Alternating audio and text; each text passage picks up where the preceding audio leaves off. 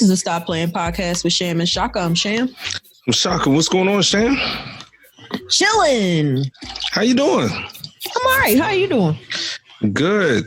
I think we have a few more listeners than we did before this, thanks to our last episode. I think that's awesome. That's always the goal, to have more listeners than we did the last time. So that is excellent. Yeah. Season 4 got off to a great start. And we have not jumped the shark, I don't think. No, we haven't. You know where that phrase is from, right? No. You don't know what? So you're going to learn with our listeners. That phrase is from Happy Days, when Fonzie was water skiing and he literally jumped over a shark. And so people view that as when Happy Days, and especially the character of Fonzie, just got out of control and got ridiculous. So that's why they use the phrase jump the shark. Cool. The more you know. So, yeah, we didn't water ski and jump over any shark. We just got a really good guest on last week, Ray Rice, or a couple weeks ago, Ray Rice, who gave us a lot of good time, and we want to thank him again. And he's been very gracious. He has, and actually, he probably would have spent way more time with us. His family, specifically his children, were like, no, that's all the time you get. For real. It's like we were all just kind of hanging out and talking and having a good time. And then the children found him because he was hiding. Yeah. People don't realize the sacrifices he made. He was hiding. He when he first got with us, he was like, all right, look, man, I got to go in another room because this can't happen in the open. So they found him. It was great. Yeah. No, but that was a lot of fun. It was a lot of fun. How, besides that I'm gonna keep it 100. Doing the podcast is always one of the highlights of my week and all that. But the last 2 weeks, I mean, we have a big highlight we're gonna get into, but leading up to this week, that was definitely the highlight of the year so far for me. Doing that. So how's the new year been treating you? We spent a lot of time with Ray, but we haven't talked about just what we've been doing. So how you been doing? I haven't been doing much. Hey, sometimes no news is good news. Literally, there's no news. Just doing what I always do, chilling. Actually, I was just talking to you about how I've been kind of like setting up my she cave. Yeah. So I guess that's something. But other than that, just kind of chilling and hanging out. Yeah, your she cave is coming along nicely. There's some ingredients that I believe need to be integral, but we'll let the listeners in on that at some other point once you get it in. Coming soon. It's coming soon. I actually got some news today. So always liking my job, always saying good things about it. Didn't change today either. One thing that's related to the pandemic, they actually for the first time talked about when they're going to get back into the office, so to speak. Now, they're not going to force us back, but they were like, look, we're looking at spaces. And Sham, they've already nailed down one space.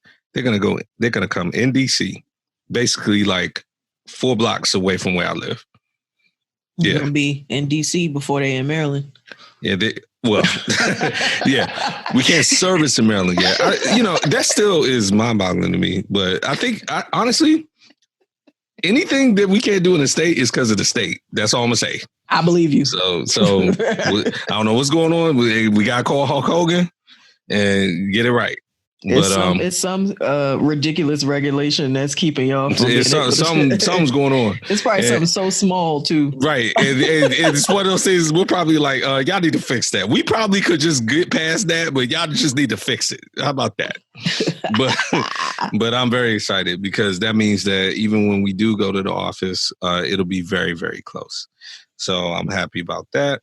In general, the new year's been great. And, I'm like you. No news is good news, but obviously we've had major news in the world. What we got, Sham? No Sham story for us? No, not really. Not today. No, I'm a bore today. Yeah, not today. Not today. Shams a bore. Oh, no. You know what? I have a shocker story, part 2 of the DMV, and this is very quick. So the very hearing that I referred to last time when I went off on the DMV, so they scheduled for January, went online. Please tell me why. So this was about points, guys. I mean, whatever. I was trying to get some points taken off. Please tell me why the people were late to the hearing. First of all, it wasn't on the calendar, Sham. It was on a Monday. I logged on there. They had the hearing schedule for the week, and the previous week's schedule was still up. I had to call. I had to get on Facebook until somebody answered me, and I was like, why isn't the hearing schedule up yet? I'm here 15 minutes early. Oh, we're going to fix that right now. And then it took, they started the hearing 10 minutes late. Welcome to DC. I got my points taken away, though. Good. How do you even have points? You don't even drive that much. These are old points. How long? I mean, points only stay on your record for 3 years. And they were less than 3 years old. Wow. Yeah. I'm fighting tickets, losing, stuff like that. Dang. Speeding. I don't want no DC license. Yeah, it's crazy. But listen, I won. So that's the point. So excellent. Yeah. It's always good to win, especially against the city. Man, I gave y'all a lot of my business. You ready to get into some stories? Right after I tell everybody where they can find us. Mm-hmm. Be sure to log into www.stopplayingpodcast.com. Scroll to the bottom. You can see all the platforms that we are available on, most notably Apple Podcasts, Google Podcasts, and Spotify. You can also check us out on YouTube. And remember, if you are listening on Apple Podcasts, please leave a review, and that'll get us more prominence on the podcast charts. That's right. We still went up and down trending in Russia. Oh, Russia. Ukraine is busy this week. Ukraine and Ruskies, y'all are down for us, man. In like one day, like we went from 0 to like 1,000 in Ukraine. I need to take a trip over there. See what is it about us that y'all like so much? That's great. I want to get some of that love. Hunter Biden, though. Well, listen. So it's been a busy week. So today, Friday, the 22nd of January, still feels fresh for 2021. But I feel like the year really just started this week. This was the new year. Oh, absolutely. So, Sham, honestly, I'll keep my thoughts very short. We had an inauguration this week for Joe Biden. I like the ceremony. I'm more so here for the actual nuts and bolts, seeing the ex-presidents and then transference of power. I saw that and I was good. Give me your thoughts on the inauguration. The inauguration was pretty good. It was what I expected. They're all pretty much the same. The people come in, they do like a little recession and then they swear in and all that kind of stuff. The major thing that was different is that there was no crowd. Exactly. That's a big difference. Every street in DC was pretty much blocked all week. And I kind of liked it because there wasn't a bunch of fluff. It was just very straight to the point. One of the first things, though, and this is just crazy, that I was like, ooh, because I didn't turn it on immediately. Mm-hmm. But when I turned it on, I was like, I need to see if George Bush and Michelle Obama are going to be sitting next to each other. Like, that's all I wanted to see. It didn't happen. But that literally, like jokingly, that was what I was looking forward to. And then, of course, you had the performances. That's what I wanted to get your opinion on. Because I really could care less about anybody. To me, they should play a band at the damn inauguration, like a military band or something, and just let everybody go home. Well, they did that at Arlington National Cemetery, though. Well, right, that's a cemetery. But I'm saying at an inauguration, I'm still just like, why would you need singers there? So what are your thoughts on the performances? The poet, yes, but keep going. So Lady Gaga sang the national anthem, which, I mean, it's fine, whatever. I think she tried to make the moment bigger than it actually, it is a big moment, I should say. Maybe she tried to make the stage bigger than it actually was. But I feel like when you book her, you know what you're getting. and she was team too much as usual, but that's Gaga. I like the Hunger Games comparisons. Yeah, she had the whole Mockingbird situation going on. And then Jennifer Lopez came out and sang America the Beautiful. And that was a little interesting for me because my first thought was, okay, was Hudson not available? Like, why this Jennifer? Yeah. But I understood why they did it because they wanted to have a Latina person represented there.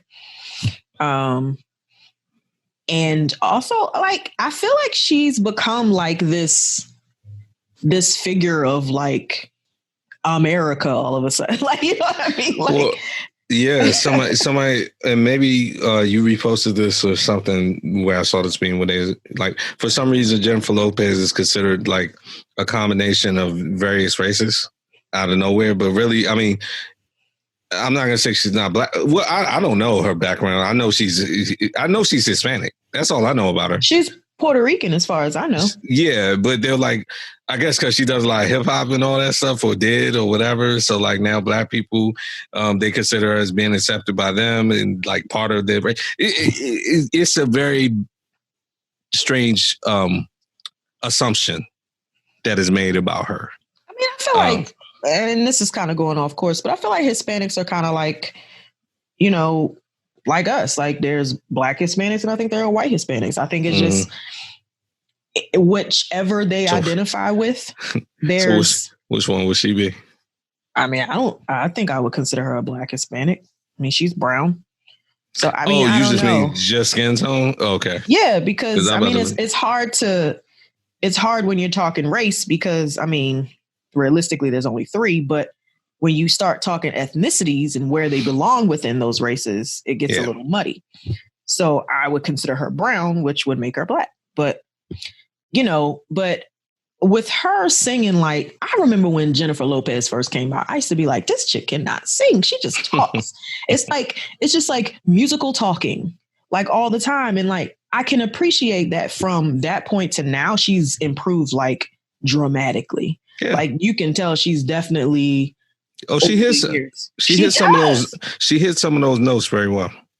Her tone has improved greatly. She has a beautiful vibrato, but I still think she sounds like a kid when she sings. To me, it's just very sophomoric. I wouldn't buy it, but I appreciate the growth and the detail in wanting to make your voice better. Yeah. Like I said, you know, she's fine. I can do without songs, dance. Like you said, some of the pomp and circumstance, get them in there. To me, the pomp and circumstances having everybody at the same place at the same time.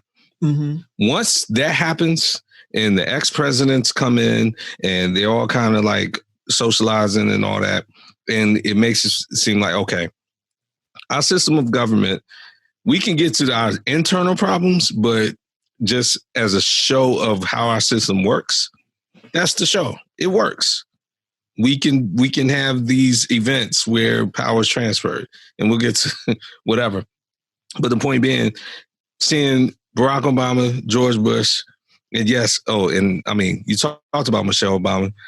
I mean, I'm giving you the space to because I'll put it this way.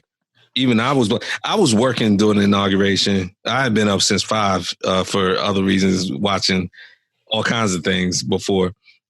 But I was working during it, and I was just kind of looking up, looking down, looking up, looking down. Then they announced everybody coming out. And, of course, when they announced the Obama's coming, I was looking anyway. And I stopped working for a little while after they came out. So talk to me about the Obamas and what they were doing. So I kind of had my head in the computer, too, just doing some just general podcast stuff. Reading emails, looking at analytics, that type of thing. So I'm just in the computer and I look up and I'm like, oh shit. Like that was I saw them walk through the crypt. Yeah. And I had to do a double take because the first thing I zoomed in on was Michelle's outfit. Yeah, it's ridiculous. When I tell you she sashayed down that crypt, yeah, she did. Bitch, I'm here. I rewinded it back. Good, and watched it a couple times. I was like, damn it, she ain't playing. Like from head to toe. She looked absolutely fantastic, which is not uncommon, but right. the impact it had when they shot them coming through was just like major. Yeah. No, she stole it was a moment. She stole that entire show with that. And again, it wasn't, see, some people steal the show in an outlandish way or like a clownish way or whatever. That was just so well put together by her that, I mean, you just don't have a choice but to watch it. And it's like, yeah, she sashayed, but there's some people who sashay and it's like they're trying too hard. It's like, no, I'm not trying too hard. I understand the majesty of the moment, and I actually met it and exceeded it. That's her, I'm saying. She met the majesty of the moment and she exceeded it. She looked like a queen, for real. She did. And you know, well, go ahead. No, you said it. Well, and the outfit, and you know, Michelle Obama is very famous for wearing things of, you know, her outfits being done by minority designers. So Sergio Hudson was the guy that designed that whole outfit, and he is getting all types of love from that. I mean, listen, Black women especially continue to save the Republic, stole the show. The poet, the laureate, I mean, her poem was spectacular. Look, again, I am not here for like a lot of pomp and circumstance. When they said, oh, we're going to have a poem read and this and that, I was like, whatever. Okay, fine. And I stopped working and was listening. And as you're listening to her go through it, I was like, man, this is really good. Yeah. If I sit here and actually care, and I don't care about stuff like this. Yeah, that means it's good.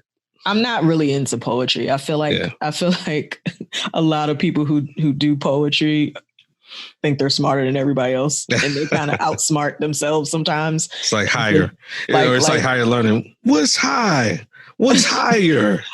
What's learn?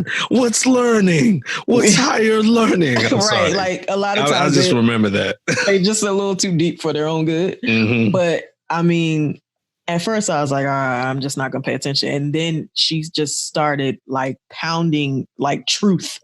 Yeah, Amanda Gorman. Exactly. It's my fault because I started it and didn't name her. I was about to say it, but yeah Amanda Gorman, who is, I think, 23 years old. I mean, yeah. She looks 12 though, because Black don't crack. But but she was just amazing, and she was stunning as well. And she seized the moment, and people are going to be talking about that for years. Yep, absolutely. My Angelo's gone, but something like that's like the beyond new generation. I mean, she has her whole world in front of her to make that kind of impact. So, listen, I can appreciate an inauguration for what it is, but I watched some of 45's, and then it just got off the rails, especially during the speech. I watched none of his. Yeah. And it was like, you know, whatever. But it's just, it's good to see, and it's good to kind of be in a different place. Like you could feel even, look, the Republicans Mike Pence came, and that's big because, you know, it's supposed to be normal to come, but given all the events leading up to it, it was big that he came, and they kind of shunned him. I mean, you know, he wasn't really fraternizing with everybody else, so they weren't fraternizing with him like everyone else was. Last day before we move on, the Bernie meme has taken off. That was excellent. Bernie Sanders ain't here for it. Bernie is excellent. He was cold. I'm here because I have to be. Right. I'm in my spot. Let's get this wrapped up. I'm cold, and let's go inside. Dude, I'm cold. I'm social distancing. Yeah. Look, let's get on with this. And by the way, it should be me up there. But whatever. Like a couple times over, but whatever. My only comment about Mike Pence is that I feel like, I didn't even know he was there until he walked down the steps and basically passed the torch to Kamala, which, by the way, we haven't been talking about. Our vice president is the first female vice president. She's first female, first Black, first H, first. She's a lot of firsts. And, I on its face, I thought about it, when it was first happening, even when the election went down and then they won. But it didn't sink in until I watched it. Like, this is real type thing. Like, I kind of got emotional. I'm like, this is huge. It's huger than I ever thought it could be. Like, it felt so big. And I just started to feel so full and emotional about just seeing her out there. We've had our opinions about her, and I, we'll never go back on any of those. But like that, the symbolism of that moment, it was like, the same thing when Barack Obama won. It was just kind of like one of those things where you just felt how great that moment felt. And I felt the same way. And then to see Barack Obama point at her like, yes, you did this. Like, there are the only two people in the world who can feel that same energy and know what the other one is feeling in that moment. Correct. And I thought that was so cool. And see synergy between her and Barack Obama, her and Michelle Obama. And honestly, listen, Uncle Joe is still Uncle Joe. He's president, but he's still Uncle Joe. To see him pumped up when she took her oath, like everybody else was clapping, he was pumping like he was at a football game. And I felt that. That was genuine excitement. I think he genuinely likes her and trusts her. And they've talked about how they've gone through, their differences in terms of politics, but you could tell there's a synergy there, and it's hard because Barack Obama and now President Biden, but when he was when he was vice president, they didn't have that at the beginning. It took a while for them to build that. So it's important that the two of them have that because, let's face it, she is good. If Joe Biden decides to run for a second term, that's fine. But the fact that he doesn't even really like to address that, again, tells me that no matter what, he's thinking about what happens after him, whether he decides not to run for a second term and let her do it or what. You see what I'm saying? And that means that they have to have a great relationship. And it tells the country, I trust this woman to run the country because that's the next step. So it's great. And that moment about Mike Pence, before we move on, with her and Mike Pence, it could have been a fake thing or whatever, but I believe it was actually kind of genuine because it was just the four of them. Her, Kamala Harris, her husband, Mike Pence, his wife, on the steps before they went to. They had a little chuckle. Now, who cares what it was about? But the point is that probably was the most interaction genuinely that Mike Pence had with anyone of significance that day.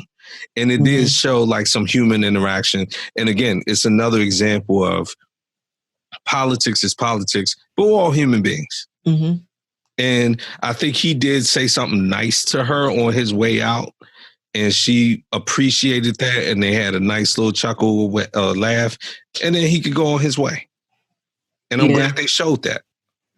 I did like that moment in between. Yeah. I felt it was extremely genuine. Yeah, I did too. I feel like he's probably a person who, for him, the last 4 years of his life as vice president, in that very moment, he wasn't the vice president anymore. And I feel like he genuinely, will miss being the vice president. And that was kind of like bittersweet for him, but also like, hey, congratulations. I never looked at Mike Pence like he was a horrible person. I think he was in a horrible position with a horrible person. And I think a lot of times he came off more horrible than he probably is in real life. And I think the last 2 weeks for him has probably been very hard. And absolutely. Especially since folks were trying to kidnap and kill him. What have I said on this show about Mike Pence? He is the cleanup man. Right. And I think I look back on a lot of ways I talk about him, And politically, I couldn't disagree with him more, but he carries himself like a politician. He just does his job. You ask him to do something, he's going to do it. And that's why the last 2 weeks he felt like he felt. Because it's like, now, so any other good thoughts about the inauguration? Because we're about to transition right into some, before we get off politics for real. Fireworks. I loved President Biden. I have to start getting comfortable saying that. I know. I loved President Biden's inaugural address. Can we call him President Uncle Joe? That's not good. No. Okay. Can we? I'll just still call him Uncle Joe. I don't even have to say Uncle POTUS. Yeah. Episode title, baby candidate. All right, keep going. That's not bad. Uncle POTUS. Uncle POTUS. It will be in keeping with how we've been talking about him. So. All right, but go ahead. Uncle POTUS's inaugural address was it was everything it should have been. Yeah. And I loved everything that he said. And it made me feel like we are back in the hands of a person who deserves to lead this country. Yeah. No, I agree. So we can transition from the inauguration. Before we get to the next story, real quick, a couple executive orders, knock them out. Keystone Pipeline, that's fine. He rescinded the Muslim ban. Yes. Happy about that. Keystone Pipeline, that's fine. That's big. I mean, it is big. A lot of people are mad about that, but they'll be okay. But I bet Native Americans are happy about that. So they're very happy. A lot, Canadians are not happy, but it's like you can never make everybody happy. Well, they don't live here, it's so conflicting interests. He rescinded the wall. Like, stop putting money down that right now. Right now, put down your hammer and sickle. Everybody, all y'all go home. Go home. Wink. That wall's done. Yeah, the Muslim ban rescinded. Also good. Pushing vaccines out, or get the Defense Act. So to try to get the vaccine. Pulling everybody that could possibly get all resources, energy into making sure he's doing that. Yeah. So, and Uncle Joe, he's been nice and kind, Uncle Joe, but he got a little bristled the other day when, because he's been saying 100 million within 100 days. And then a reporter asked him the other day, don't you think that's a low bar? And he said, this is all day one. He said, give me a break. Now, he said it mad because he was like, when I said it at first, I said I couldn't do it. Now, all of a sudden, it's a low bar. This was at one of his first press conferences. He was like, give me a break, man. See, that's Joe Biden. That's angry Uncle Joe when he don't like being questioned. But listen, all these things, we will be okay. So he issued like 15 of them. So those were just some of the main ones that hit 30. The list. 15. Was it? I thought it was 15 30. On the first day. Okay, well maybe it was 30. The new press secretary, Psaki, P is silent. She has promised a press conference every day. And she's had one so far. Yeah, she has. And they've been long, too. I'm like, hey, listen, the bar is real low at this point. Like, we had one every 6 months. You can literally come out there for 15 minutes every day and get us back to normal. But she's been out there taking questions. So he reinstated the pandemic testing board or the team. He also has FEMA now creating vaccination centers across. Yeah. And you and I exchanged the story. Uncle Tony now feels like he could actually breathe and talk again. Yeah, he don't feel like he's going to get blasted. He won't get in trouble for talking. I thought that was hilarious. That was hilarious. I loved Uncle Tony's press conference the other day. I mean, he gave us straight facts. He's like, look, this is what's happening right now. There's this conversation about the mutations. The mutations are not more deadly. There's just going to be more spread because the mutations are causing more virus to go around, but it's not it's not deadlier. So we still need to wear our masks. We still need to social distance. The vaccine is this, the vaccine is that. yeah, I'm out here now. I'm not going to get in trouble for talking. That's the part, right? Because look, everything else you just said before that was classic Uncle Tony. He always gave us the facts. Mm-hmm. What he didn't do, which I thought he might do, because at the end of the day, Uncle Tony's never struck me as one to be like, okay, he's just always been like, look, I'm not trying to fight. I'm not trying to point fingers. I'm just going to give you the facts. So when given the questions, there were questions that were set up. They were like, I mean, don't you feel better now? Like the reporters were basically like, don't you feel better now that you don't got to come out here and like couch your words and like blah, blah, blah. And I thought he was going to be like, I'm not really here to talk about the past. Like, let's go out here and do that. He was like, yeah, I do feel better. Yep. Straight shot. He was like, yeah, I do feel better about that. Yes, I'd like to come out here and actually tell the truth. And yeah, I wasn't live before, but I certainly like wasn't comfortable like up here because people lied all the time. And he didn't say it like that, but that's basically how he was acting. Yeah, he was like people will actually be accountable for the things that they don't do, and it won't be and the blame won't be misplaced. He said that. Sham, I'm gonna tell you, I was sitting there working, and when he was asked that question, I kind of like rolled my eyes, like, man, Uncle Tony ain't gonna answer that. He's too nice, man. Was I wrong? He must have been really mad at all this stuff because he was like, yes, I am happy about that. Actually, yes. I was like, wow. Okay. I feel like we got to see his true personality. Yes, like, we that's did. Probably the person that he always was. Yeah. Like he was and he's smiling. Still nice. Yeah. He was laughing. Yes. He was very nice. He said, yes, I am relieved. He put the science first, but we got to see his actual personality, which I thought was really cool. Yes. And they even asked him. They asked him about why things went wrong or how things went wrong, or if what we see now is going to be better than the last administration. And he was very much like things were done in the last administration. We're just going to carry those things forward and amplify them, basically. And he did not. I felt like people wanted him to say that the last administration was just haphazard and everything. He didn't do that. No, he didn't. That.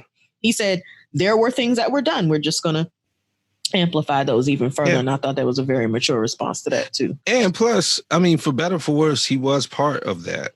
So yeah, he was. You can't like throw everybody under the bus.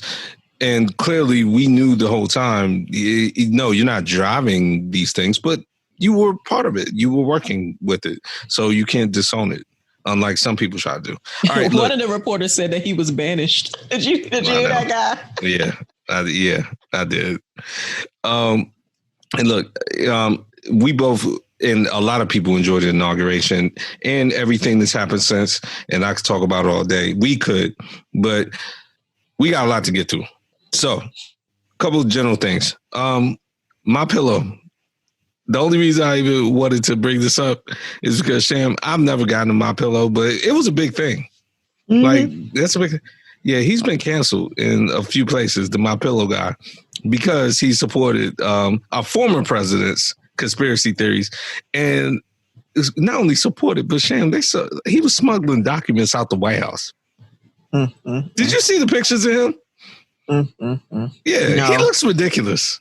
Yeah, the only reason they knew... yeah, I do. And he got a cup of coffee in his hand. Yes, and they were able to see where he was on the paper talking about conspiracy theories, basically. Yeah. And this was after the insurrection. Uh-huh. So MyPillow's been canceled at, I want to say Walmart, like big places, like Target, all that kind of stuff. And he's complaining. Yeah. Kohl's, Bed Bath & Beyond, JCPenney, H-E-B, Kroger. The only place that hasn't canceled him thus far is Costco. And they are going to apparently have it in, they're doing special events through the end of February at select clubs in these states. Check it out. Arizona, Colorado, Montana, Nebraska, Nevada, Texas, Utah, and Washington. They're the only Costco's in the United States that are, and they're actually promoting special events for this thing. So I don't know. There are some people like out there talking about, look, we ain't about to be supporting people by spending our money in stores that support some clown that's out here calling for insurrection and martial law. Right. Like, son, what are you doing? Don't you have a company to run? Like, what are you doing? You're smuggling documents in there, writing on a Sharpie, talking about conspiracy with a circle. Like, what are you doing? Anyway, so also BJ's, Amazon, and Walmart are still selling it too. So, funniest thing I heard about that list: JCPenney shouldn't be canceling anybody. They got canceled. They need to bring him in there and help them get it back together. But if JCPenney's canceling you, like that's like a homeless person not taking your money. Like, JCPenney ain't got nothing to lose. They like, shoot, we going down anyway. Let's not go down with him too. Yeah, look, we got bankruptcy coming up in a month. We need a bad PR. Right. JCPenney, I'm gonna leave y'all alone. I used to buy clothes from there. All right. All right. So now, a story I sent you earlier in the week. Look, Instacart has been one of my heroes during the pandemic in terms of a company. And obviously, the pandemic has been a huge come up for them. They're going public this year. This upcoming year, 2021. They're gonna have an IPO. Yeah, well, I guess all their corporate execs and everybody else, they're getting ready for that because they've already engaged in big business practices. It started in Washington State, I want to say. I forget what state. But people tried to unionize for Instacart. Skokie, Illinois. It was okay. Well, I don't know where I got Washington from. They tried to unionize. Yeah, they failed. And then Instacart promptly fired all those people. And they basically put out, if you try to unionize, we're going to fire you. So Instacart employees, and, you know, I view Instacart as the same as like rideshare, where it's a hybrid business. You have to work with multiple parties to make your business work. So they're just trying to make sure that they get their wages and rights protected, as a union should. Instacart's not having it. They are not playing. To fire everyone who even tried to be in the union? Like, that's gangster. Yeah. I don't know, like, what part of the company do these people work for? Do they actually work for Instacart, or are they the independent contractors that are going around picking up the food and delivering them? It sounded like the latter, because I don't think how can you do that, right? But I don't know if you can unionize as an independent contractor. That's something that I would want to look up. Well, I think that they want to be treated like, especially Uber at first, but maybe all the companies, where they eventually were able. They started as independent contractors, but then they were able to actually claim themselves as employees of the entity based on how often they worked and stuff like that. And then they want to unionize. Uber went through this. Yeah. Interesting. Yeah. Well, 10 people in Skokie have been fired. Yeah. And it seems like they're saying it looks like it may affect up to 2,000 people. Yeah, they send a message. Like, don't even dream about doing this. Like you just said, we consider you guys independent contractors. That's it. You go, you take your order, you make your money, you go home. We're not paying for benefits. We're not paying for rights. Whatever. Get out of here. That's basically what Instacart's saying. And we're going public, so we're about to make dumb money. But we're not sharing it. I mean, that's how I see it. This is really, really odd. I want to know more about this. So do I. Story just broke this week. So we like to get out in front of stuff. Thought that would be great. Now, listen. They laid him off for voting. I mean, right. They laid him off basically for like, hey, we're just raising our hand in this meeting. You're fired. Get out. I mean, it's not funny, but damn. Yeah, they're not playing with them. So, look, we talked a lot about the inauguration, and I was alluding to how really between that and us doing a podcast, I've been sitting on a lot of anger for like 2 weeks. Now, this won't be a rant because it's been 2 weeks now, but, you know, I wanted to be respectful when we had Ray Rice on, but I'm glad he even gave his thoughts, and that was it. We had to spend a lot of time. But we had the Capitol Insurrection 2 weeks ago. And you and I are in the D.C. area. A lot of our listeners aren't. Some of ours, but most of them aren't. So they see what they see on, like, you know, the media networks. But when we post about it from here, that's when they really get a sense of like how deep this was. I'm gonna just put it like this. The Capitol Insurrection on January the 6th was probably like the angriest I've been about anything that didn't personally happen to me in quite some time.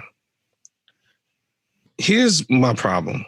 Number one, you and I, we know for a fact, you go down to the mall, which is the mall with the capital M, you feel it aesthetically looks very sort of loose or whatever, but the security down there is like absurd where the Capitol is.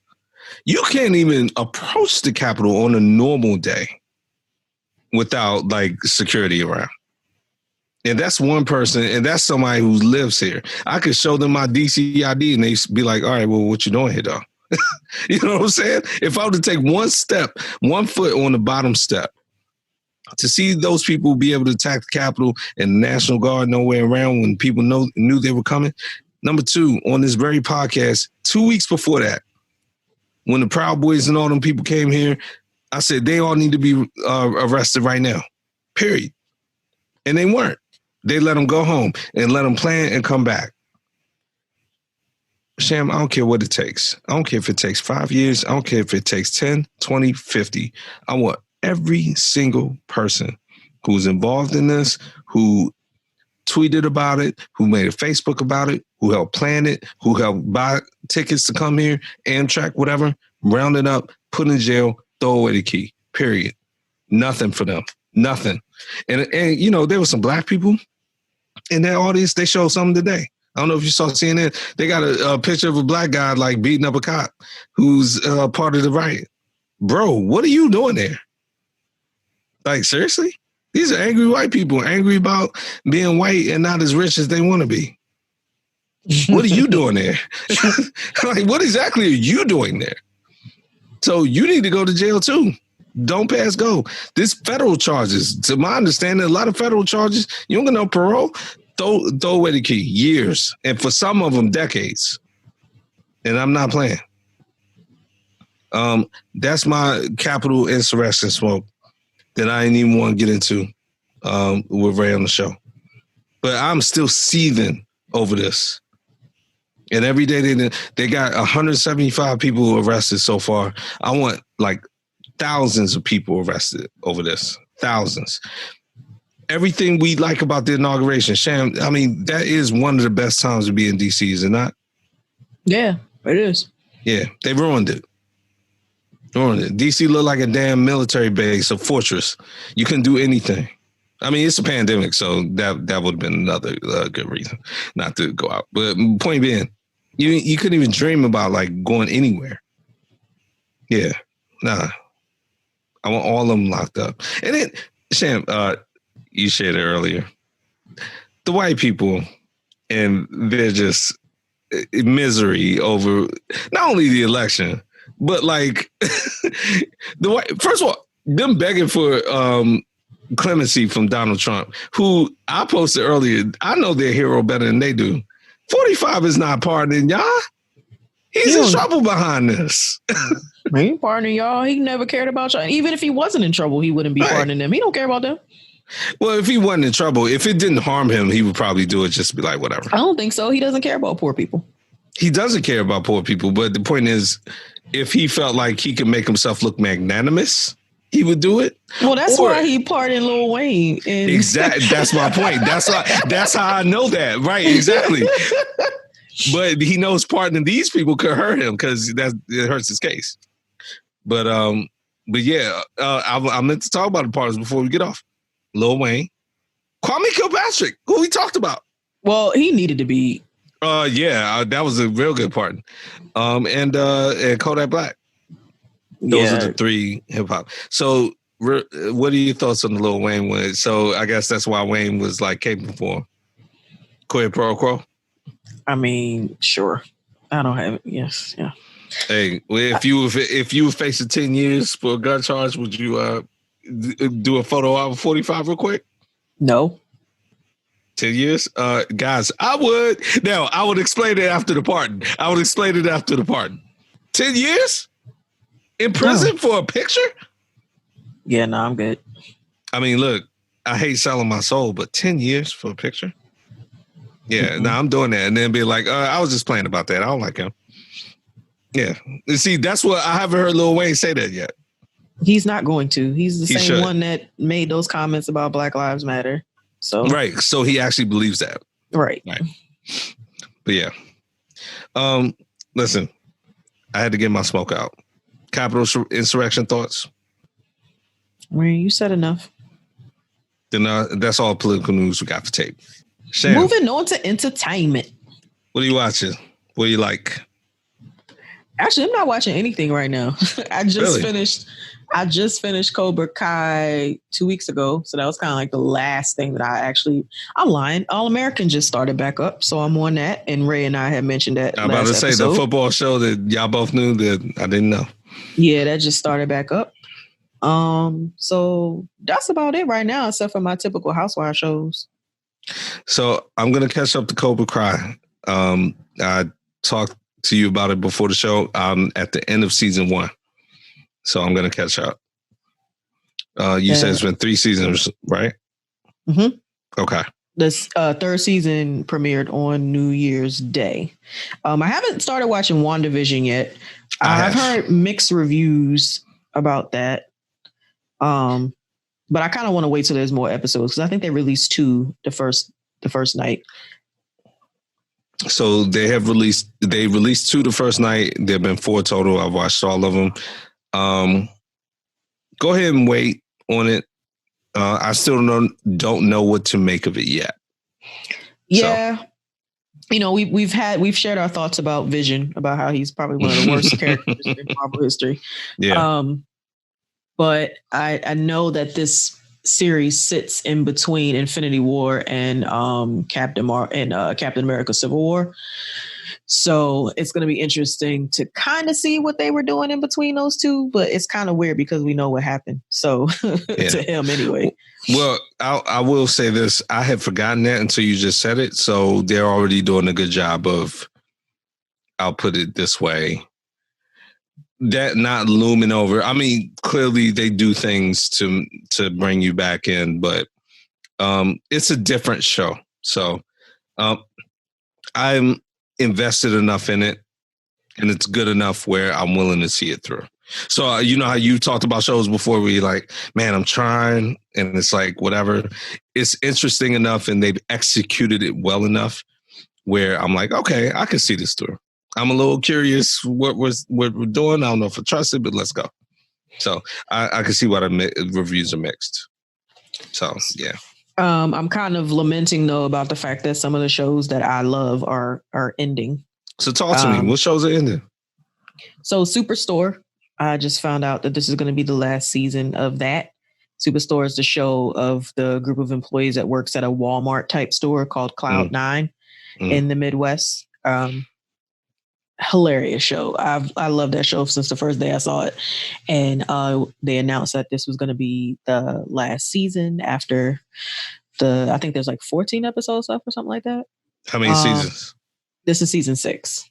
Wow. So, I mean, it's had a good run, but it didn't feel like it was ending. So also Supergirl is ending. Now, how many seasons has that been? Maybe 3? 6. 6 seasons of Supergirl? Mm-hmm. Wow. And the interesting thing about that is like I kind of feel like they didn't know where to go after the Arrowverse thing. What was it called? The Crisis on Infinite Earths. I feel like after that they kind of just didn't know where to go. And it feels that way it felt that way after that happened and they moved to like Earth 39 or whatever. I don't know, some new Earth they're on. But yeah, so I'm a little mad about it, but I could see why it's ending. I thought about you the other day. I DVR'd something out of sequence. Batwoman came back on. And we've been talking about that. So I DVR'd the premiere. I haven't watched it yet. And then I realized, hey, man, you didn't even finish the first season. Exactly. And the first season is on HBO Max. So I think I still have 10 episodes left. I'm in the same boat you are. Yeah. Because it was just so slow. But I want to support HU Pride, Pirate Pride, Javicia Leslie. And that was going to be my logic. I was going to be like, well, you know what? Maybe I'll just turn this on, let them do the previously on, show what happened in the first season, and then assume that they're going to go in a whole different direction because it's a different character. And I wanted to take the lazy approach. So I'm like teetering on the edge because I have it in the can. So do I. I'm just going to finish what I don't like to go into I have to see the rest. So I'm going to push through the rest of the first season and then watch the new Batwoman. Yeah, I'm teetering, and you see which way I'm teetering. I'll probably go fall off that cliff and go ahead and watch that. I know you are. You're not going to do it. I would just go ahead and watch the Black Woman. Yeah, whatever. Just explain to me what happened to the white one. Yeah, that's fine. Did you know that they're doing another Superman show, though?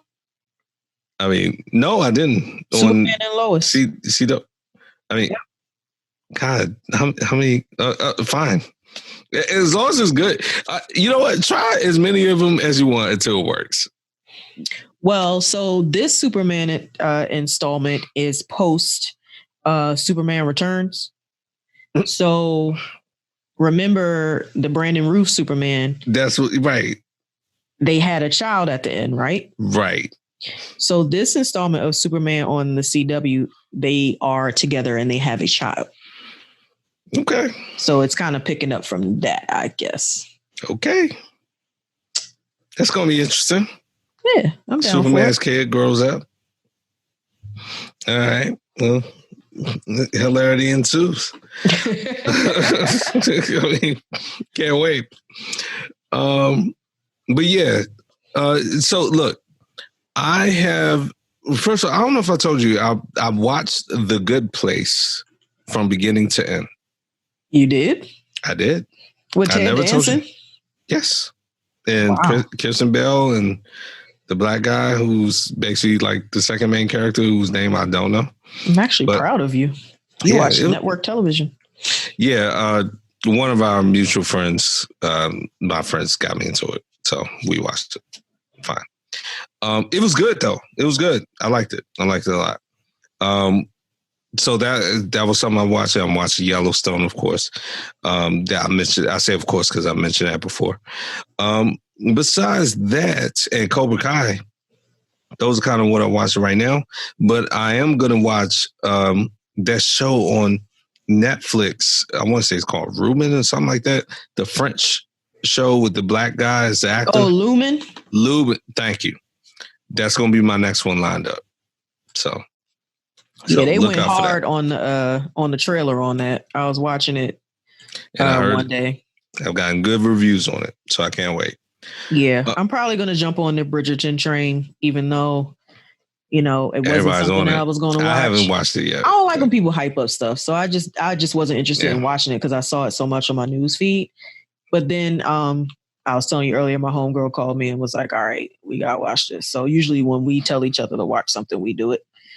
So that's good. Yeah. One thing I have to absolutely recommend. This is going to track back to some early story of ours. The Dissident. This is a movie. Shan, it's the movie about the murder of Jamal Khashoggi. It's no longer the Jamal Khashoggi show. Okay. But it's a documentary. It's on demand right now. I don't know what platform it's going to be released on, but the second I saw it, I bought it on demand because I was that pressed. Yeah, that's you. The movie, it came out, it premiered at Sundance. It got a standing ovation. I know why now. Basically, it charts like not just the murder of Jamal Khashoggi, but basically the Saudi Arabian like empire around it. A lot of their cyber hacking like capabilities. They hacked Jeff Bezos. That's part of the movie. And that's not only hilarious, but also like kind of scary that they could do that. And so it lays out a lot about what happened with Jamal Khashoggi, what happened with the Saudi Empire, what happened with the United States, and what happens when basically a state like that can hack all of our phones. Every government, in my opinion, hacks everyone's phone, period. I don't know why they would hack my phone. Ain't nothing interesting. Hey, well, they will. If they feel like it is, they will. And they laid out like pretty much how they do it. So I'm caping for that movie quite hard. Yes. No surprise there. No surprise there. Yeah. Now, I want to ask you a question. You have talked about verses. Mm-hmm. There was a verses on this week that I didn't even, honestly, it slid completely under my radar until the next day when I woke up and got on social media and saw the fallout from it. What have you heard? Had you heard? Well, you keep up with the verses though. Yeah, but this was one I was never going to even watch. And well, backstory is this versus was supposed to happen over a month or two ago, but Ashanti caught COVID, so they didn't do it. So they had to reschedule. So apparently it was rescheduled for last night. I want to say Thursday. Yeah, last night. Yeah. I didn't even know it was happening because I didn't see any promotion for it or anything. Right. And then, because usually I'll scroll through the Instagram and I'll see the verses are coming. I never saw anything. So then I was up late last night scrolling through Instagram and Facebook and I'm like, whoa, it was a versus tonight. And all I can say is folks were not happy about what they saw. And at all. Look, I'm not a fan of either Keisha Cole or Ashanti. You couldn't pay me to buy their music. And that's just my opinion. So I wasn't going to watch it anyway, but the actual fans of them were disgusted. Livid. So here are the details that I know. The few. Apparently Keisha Cole was over an hour late. Okay. Let's just start with that. People were on just commenting all over the place. Now, here's where I don't understand. I haven't looked up any pictures yet. But apparently, whatever Keisha Cole had on wasn't fitting her properly. Because that's what people kept talking about. Specifically, they kept talking about, her breasts. They kept talking about, how her girls, quote unquote, was, getting squeezed up or something. It was it was a ill-fitting outfit. Oh, yes. I see a photo. Oh, you're looking at a photo? Okay, yeah, she's busting out of that thing. But they were basically look, if you're going to be an hour late, you're going to come looking like that? And then on top of that, when it got started, yeah, apparently the energy just went. But all the smoke that I've seen and heard was directed at Keisha Cole. Not I haven't heard anything bad about. I heard Ashanti was, just there. I mean, she didn't do anything wrong. Oh, Sham just actually shared her screen with me, and yeah, what is that? Oh my God, yeah. What is she doing? Actually, Ashanti looks nice though. Looking nice. Ashanti looks fine. Oh, she looks lovely. Listen, too bad she can't sing on key. Yikes. Hey, look. I don't have no problems with the way Ashanti looks. Ashanti is over 40 and her body looks amazing. She takes great care of her figure and that's goals. But yeah, that's a tragedy. Yeah. But yeah, that seemed to spark a lot of conversation since last night, like you said, last night, Thursday. So glad I missed it. Yeah, you usually keep up with them. Now, I knew I wasn't going. Not that one.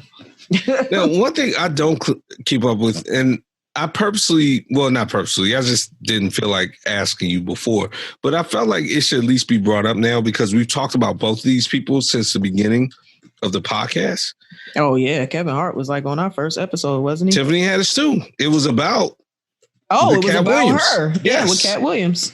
And I think that these stories are kind of on the opposite end of what we were talking about with them. So with the Cat Williams thing, we kind of felt like, or whatever, it just came off as Cat Williams trying to bully Tiffany Haddish, and Kevin Hart, kind of jumped in there to help. So really, this story is about Clubhouse. Sham, I'm genuinely asking this, and I want to do it on the podcast. What is your understanding of Clubhouse and what it is and what's happening with it? I see Clubhouse akin to like a WhatsApp or like a or what's the other group site or group app that people are in, GroupMe, but it's like exclusive. Like people have to invite you, and then there's like rooms where people are talking about different subjects and stuff.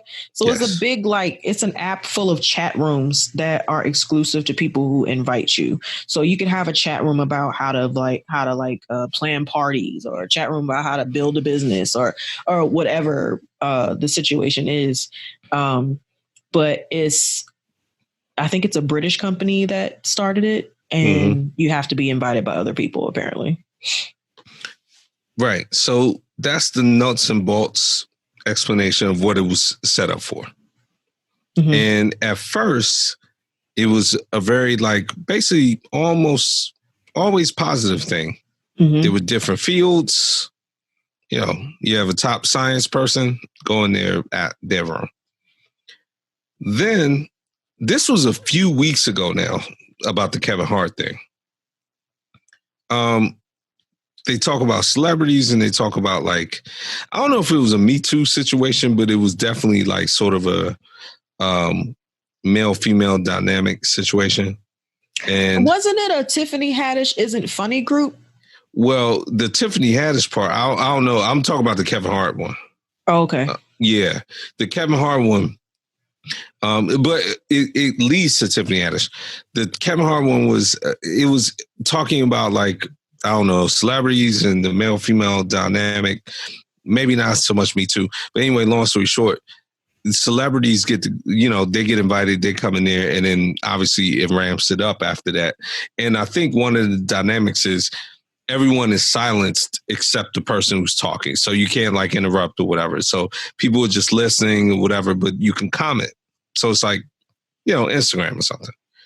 And Kevin Hart was talking, and somebody was talking about a story about him and his interaction with some woman or something. I forget the details.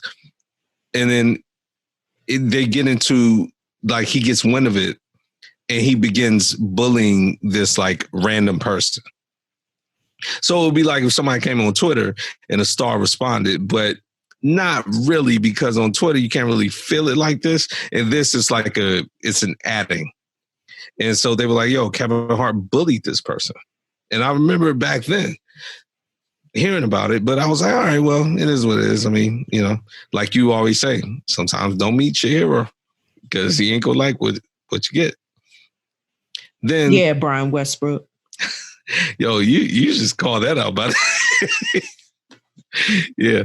So then we moved to Tiffany Haddish. Now, this one is the one I got more smoke for.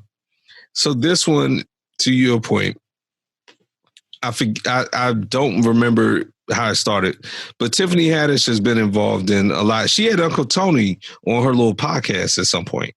I went all the way down to the rabbit hole, and she was asking him all kinds of questions about the pandemic and stuff like that. And he was Uncle Tony. This is like 2 or 3 months ago. And he just gave her his answers. And then all of a sudden, as we were talking about the vaccine, she starts pushing out, and my smoke. I'm not going to chastise somebody for not getting the vaccine, but she starts pushing out, like, don't get the vaccine. The vaccine's going to kill you. Like this kind of stuff. And she does that on Clubhouse. So then some actual Black doctors come on, and they're like, yo, listen, not even trying to be disrespectful. I got the vaccination.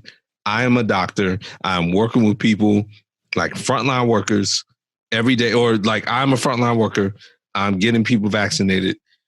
Please don't go out here telling people like the vaccine's a hoax and stuff like that. And she basically like bullies them. Like, you have no credentials, this, that, and the third. So then they go on Twitter and they expose what she did because people can't see what she did on Clubhouse. So they go on Twitter and expose what she did. So now you got two situations, Kevin Hart and Tiffany Haddish, basically doing the exact same thing, the regular people that Kevin Hart got mad at Cat Williams for doing to Tiffany Haddish. You see what I'm saying? Apparently, it was Tiffany Haddish, Joe Budden, and Jason Lee in that group that was coming after this young black female doctor. Mm-hmm. It's like, again, Tiffany Haddish, you told that story about Chingy. Tiffany, I'm going to need you to sit all the way down. Chingy said it was him. He just forgot. He tried to say it was his brother.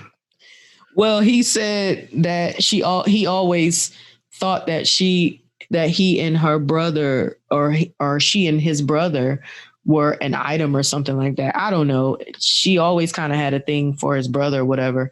But apparently one night they did have sex and he just didn't remember it. And he thought that maybe it was with his brother. He finally came out and said that it was actually him, but he had forgotten all about it. That man said he had sex with her and didn't remember it. Yep, that's even worse than saying that is a million times worse. Yeah. Yeah, but seriously, Tiffany Haddish, if you want to have your opinions, that's fine. If you don't think the vaccine is real or the disease or whatever, that's fine. To use your bully pulpit to bully a doctor, a black doctor who's out here trying to vaccinate actual black people who we can't even get the vaccine like we're supposed to be getting.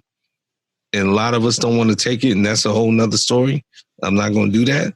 But you're going to contribute to that and use your bully pulpit? Nah. I'm not calling you trash, but that's trash behavior. And well, it's definitely trash behavior. And you continue to do stuff like that. And eventually I will call you trash, Kevin Hart trash, and anybody else who continues to bully, use your bully pulpit for ignorance. That's trash behavior, and I'll call you trash if you continue to do it. They said that they even used the words "ruin her life." Like what? Like they're literally trying to take down this woman and like discredit all of her medical knowledge and quote unquote ruin her life because she's saying that people need to take the vaccine. I think some people just need to sit the hell down and shut the hell up. Sit down. Shut up. It's one thing to say like, okay, you maybe not want to take it. And, we both shared our opinions about it, but don't try to ruin this doctor's life because you disagree. If a doctor comes out here and says, all I'm asking you to do is not tell people not to take it. If you don't want to take it, that's fine. That's kind of where I'm at now. If you don't want to take it, that's fine. Don't tell other people not to take it and try to spout or whatever. Distribute like false information and use your bully pulpit. Yeah, that's let people make their own. Like, stop. And I don't really jive with her anyway. So thanks for giving me another reason. Right. Like, stop, man. It's like, come on, man. It's already hard enough. All right. Well, look, on to some good news for you. You want to lay this one? Sex in the City is coming back to HBO. Yeah. -1. I'm about to say, Sham, can you let me know how this going to work?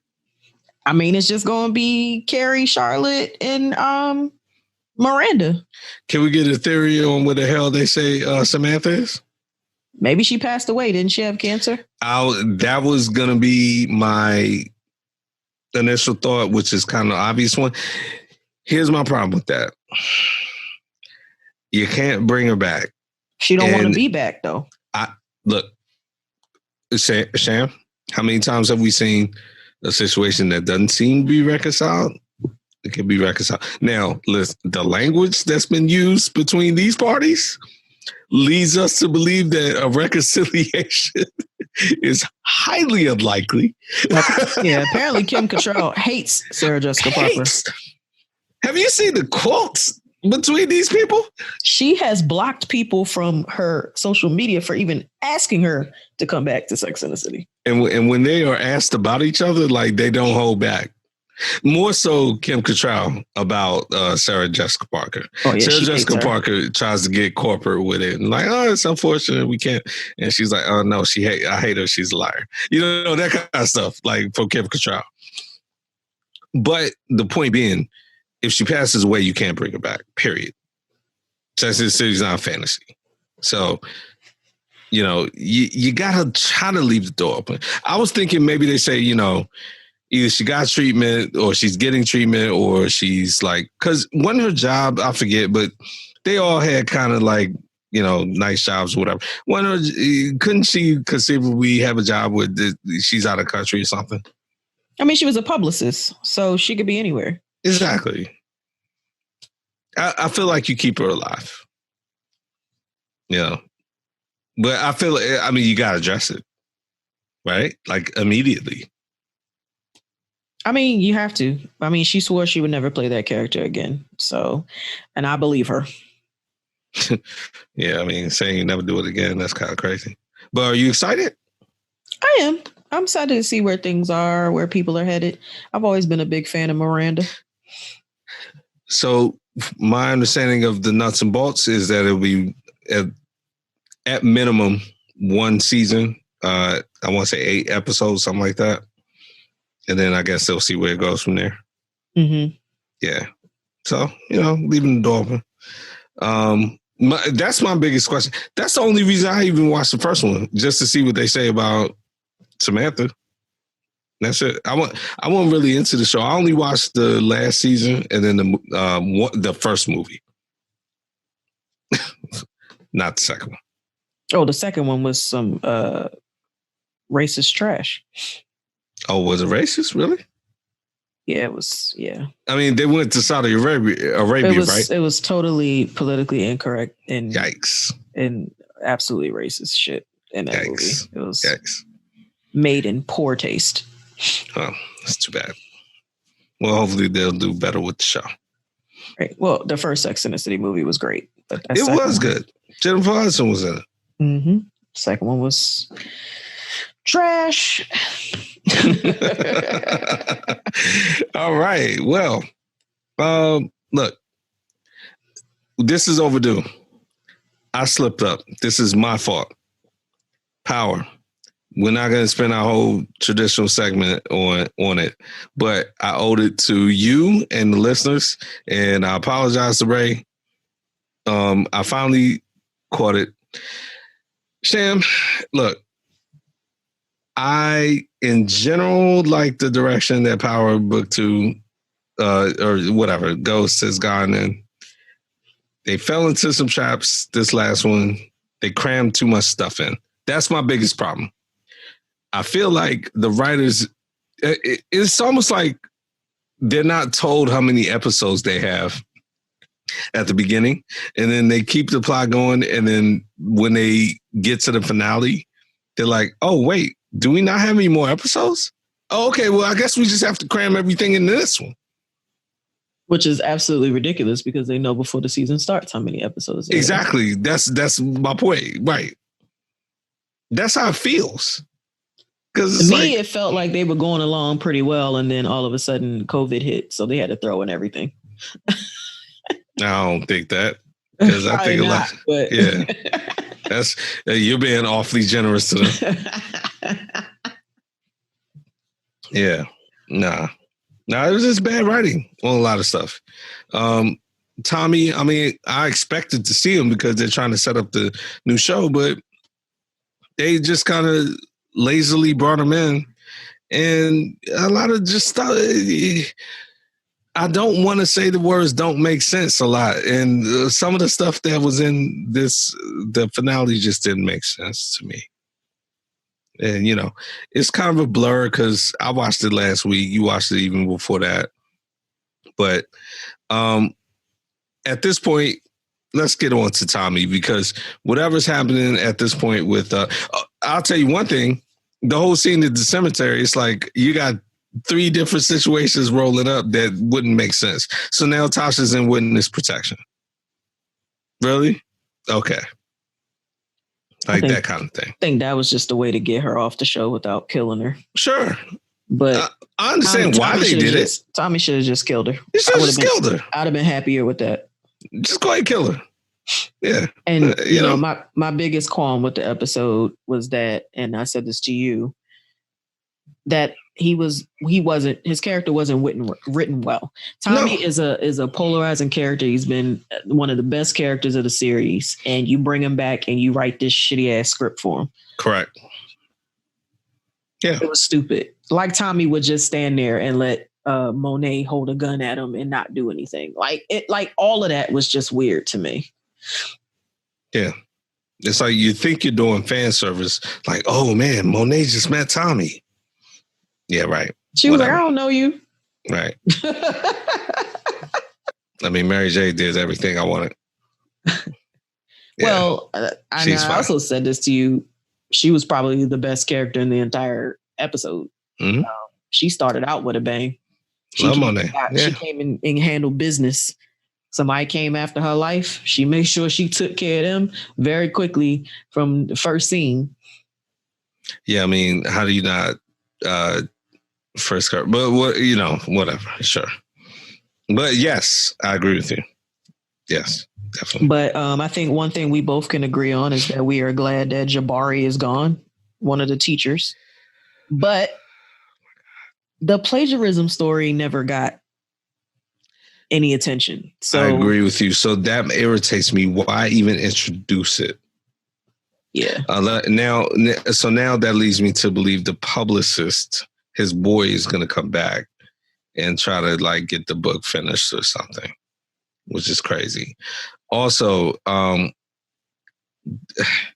teacher, the female one, your conduct is just, you're out of control. Like, you're out here, you're telling Zeke, your new lover. God, that kid is terrible. You're not gonna like compromise him, and then you compromise him. Couldn't wait. Yeah, he couldn't wait 2 seconds. Oh, by the way, I mean, she's clearly going to start sleeping with that detective because he was putting out he was shooting all his little shots. Oh yeah. the fake ghost looking light skinned with a beard dude. Bring in Lazalondo and Sir. He was just like, he was smiling at her and scowling at everybody else like, so man, what do you think? Then somebody else was talking, be like, shut up. What do you think? Yeah. Barry's about to lose his mind between him thinking Tariq was sleeping with her and then the detective rolls up looking all handsome and stuff. Yeah. He was just, Jabari, it was not for you, man. Like, period. Yeah. Bye, Jabari. Yeah. But look, Method Man and the old girl falling out. I mean, I guess we saw that coming, but they just kind of threw that in like at the end. I mean, no, they did show her reservation, so I will say that. Yeah, and then he and Sax teaming up to work together at their own firm. So yeah, so look, there's some potential there, but they fell into their old tropes. They need to land the plane, as you would say, land the plane. Yep, better. But yeah. Speaking of landing the plane. Yeah. It looks like Issa Rae will be landing the Insecure plane after this last season. They started filming, I want to say yesterday. Wow. For the final season of Insecure, which she has said that from the onset, they were only going to do 5 seasons. Okay. So, I mean, I didn't know this until she said it last week, which is convenient, by the way. To say that you only plan to have 5 seasons when you're about to have 5 seasons, but I believe her. So I mean, I'm a little torn. Put that on the list of shows that are not coming back that I really love, but I hope that she does the final season some really sweet justice. Yeah, and in this age of streaming and everything else, 5 seasons on HBO. That's good work. So it's hard. Look, Sopranos got 6 seasons. That's it. So Game of Thrones got 8. Yeah, well, yeah. Yeah, really 7, but they stretch it. Look, Wire got 5. and Wire is considered the best show. So, no, I think Insecure. I think they can land this plane very, very well, given what we saw between Issa and Molly. What we will see between Issa and Lawrence.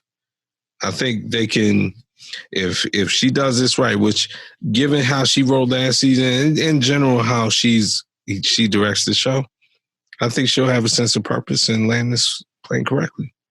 But it is sad to see it go. I enjoyed it. Yep. Yeah. You ready to get into some sports? Always ready to get into some sports. Always. Now, unfortunately, we have to start with in memoriam, but you know what? He's so big, you can't start anywhere else. RIP to Hank Aaron, who passed away today, this morning. It was this morning. Yeah. Hank Aaron. 86 years old. The true home run king. I was just about to say that. You took the words right out of my mouth, like literally. Hey, well, great minds think alike. The real home run champion. Yeah. So, whatever the records say, he was the one. Sam, I've always wondered about this. Whatever, the one where he broke the record, where he was running around and people were running on the field, like, those people should have been arrested. Man, come on. He was black. He was black. Yeah, people running out there, shaking his hand, doing all that. Yeah, leave him alone. But just a transcendent figure. He wasn't as sort of the first athlete you would think of when you think of like politics and social issues, but very much out there. You go to Hank Aaron for a quote, he'll give you one. Mm-hmm. He wasn't scared of it. And his relationship, especially later with Barry Bonds, was interesting because, I think at first, obviously, because of his relationship with Bobby Bonds and with Barry, was more of a mentor, uncle, nephew. But then later, when Barry Bonds was using steroids and stuff, Hank Aaron would be one of the main people like, look, anybody using steroids doesn't belong in the Hall of Fame, and like forget their records, including Barry Bonds. Yeah. But being that he knew Barry Bonds so personally, he knew his true talent. And even before Barry Bonds ended up as a fixture in the steroid era, Barry Bonds had already won like 3 National League MVPs. Absolutely. It was absolutely unnecessary for Barry Bonds to be any part of that steroid era, except for just complete ego at that point. Right. Because if you took the first half of Barry Bonds' career before 2006, 2007, he could have been a Hall of Famer. Absolutely. Easily. Which makes it all the more damnable miserable. Right. So. And I think that's what Hank Aaron would say. Mm-hmm. Like, you didn't have to do this. You did this because your pride wouldn't let Mark McGwire and Sammy Sosa have all that glory. Yep. And the irony is they were doing it. Mm-hmm. So all of y'all are miserable. But, when you saw Hank Aaron over the last few years, what you saw was someone who was not shy about letting you know how he felt about the steroid era. Like, absolutely. He always had a hot take. Throw them all out. Yeah, I'm not playing. Throw them all out. Hey, you know what? Give him props. Like you said, matter of fact, his exact words would have been what you said. If Barry Bonds hadn't taken steroids, he'd have been fine. But since he did, don't let him in. And it is what it is. Yep. But beyond that, yeah. Go ahead. Also, I know we're talking about Hank Aaron as we should, but in the last couple of weeks when we weren't recording, Tommy Lasorda also passed away. Whoa, and, that went under my radar. What? Yeah. I'm tripping. Tommy Lasorda had a whole baseball game named after him. Like video game. Mm-hmm. Tommy Lasorda baseball. Tommy Lasorda baseball. It was they wanted it to be like John Madden football. Mm-hmm. They were setting it up like that. Wow. Yeah, I didn't hear that one. Yeah, he passed away a couple weeks ago. At 93, I want to say. Yeah, I mean he was in not hospice care. He was in the hospital for a while, and then they brought him home, and then after being home for like, I want to say like less than a week, he passed away. Got it. You know, Tommy Lasorda was old when I was young. So I feel like he's always been old. That's the key to like, he was pretty old. Like the second my eyes opened in the world, and I saw you were old. So yeah. Yeah. So we lost two huge giants. Huge figures in Major League Baseball this month. Hank Aaron at 86 and Tommy Lasorda at 93. Hammer and Hank. And the racism Hank Aaron faced, and I guess it's what, 60s and 70s. I mean, just you watch any kind of documentary about, especially when he was breaking the record. I mean, out of control. And here we are in 2020, we still got stuff like that. So whatever. 2021, excuse me. Anyway, now we got a couple. Sham, honestly, I didn't know if we should put this in entertainment, but because it was on the ESPN, I thought it'd be more appropriate in sports. So we wrapped up a couple things on ESPN. Dan Le Batard has left ESPN. Did you like his show? I don't know if he left. Oh, well, his show is no longer a show. And he doesn't have the because he had a radio show and a TV show. I feel like he got Golicked. I feel like he and Mike Golick and a bunch of other people did not get their contracts renewed.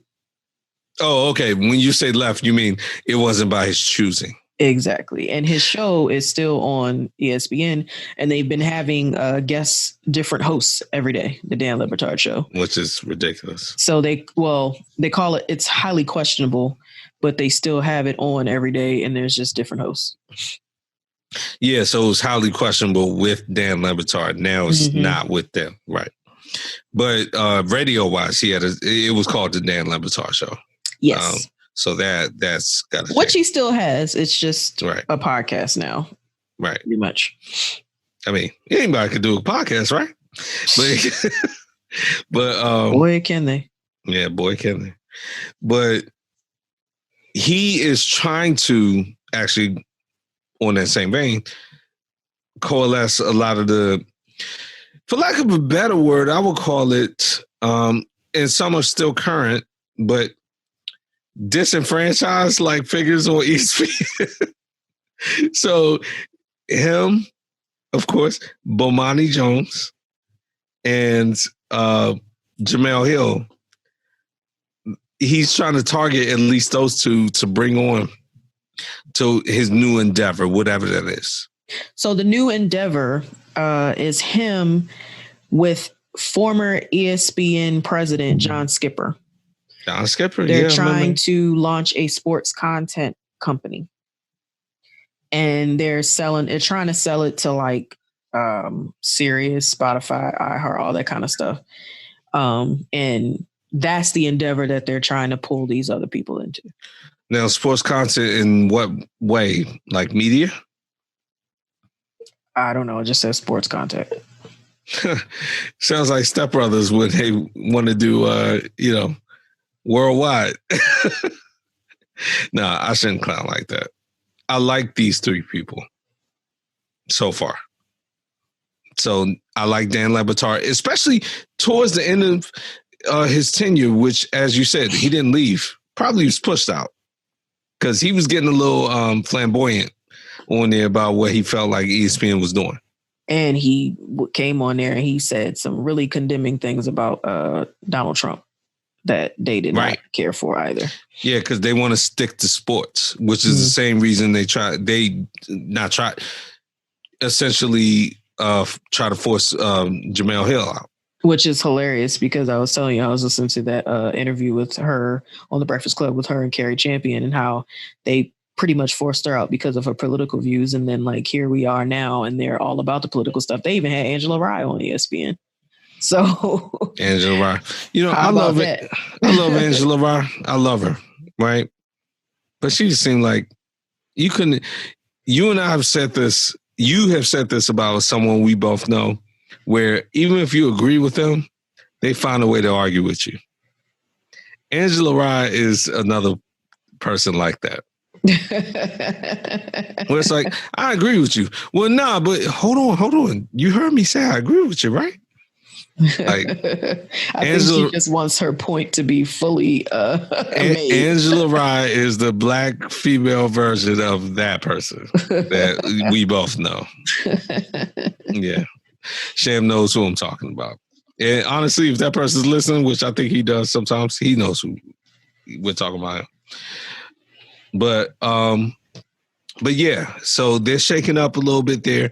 Now, another shakeup that brings us back to another story that I just was listening to the other day because I listened to our podcast incessantly. L. Duncan, Sham. Here's the L. Duncan update. L. Duncan, I think has already started taking over for Sage Steele on SportsCenter at 6:00. If it hasn't happened yet, it's about to happen. So after all that drama between the two of them, L. Duncan is now going to get her spot.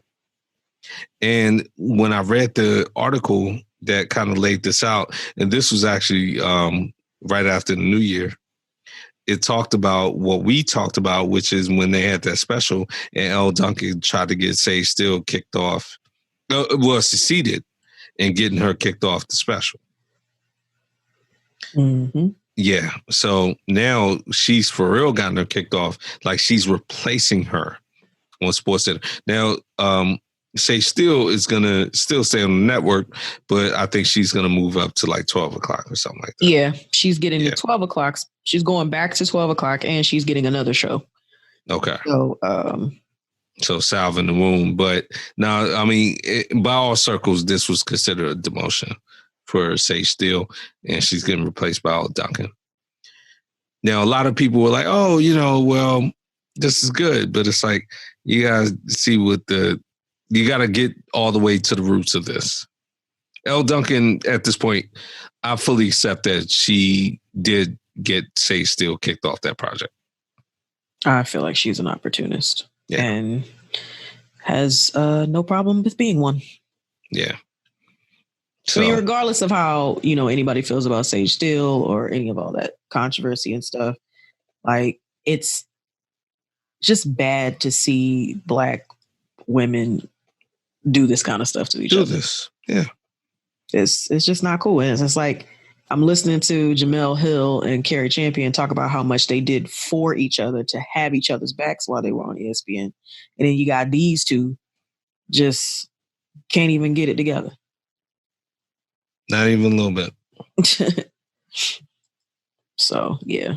Well, good luck to them. So, what we got? We talked to Ray.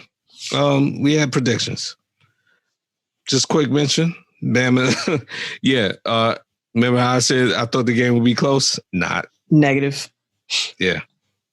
So, Bama just completely washed out Ohio State. It started close. It did. And then it just went off the rails. Yeah. So Justin Fields has declared all that. But congratulations to Bama.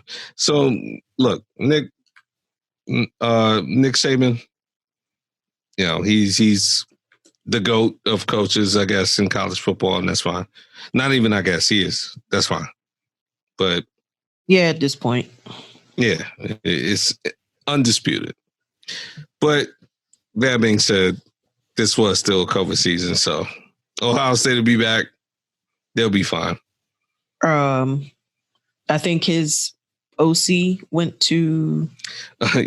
his OC will be Mr. Steve Sarkisian.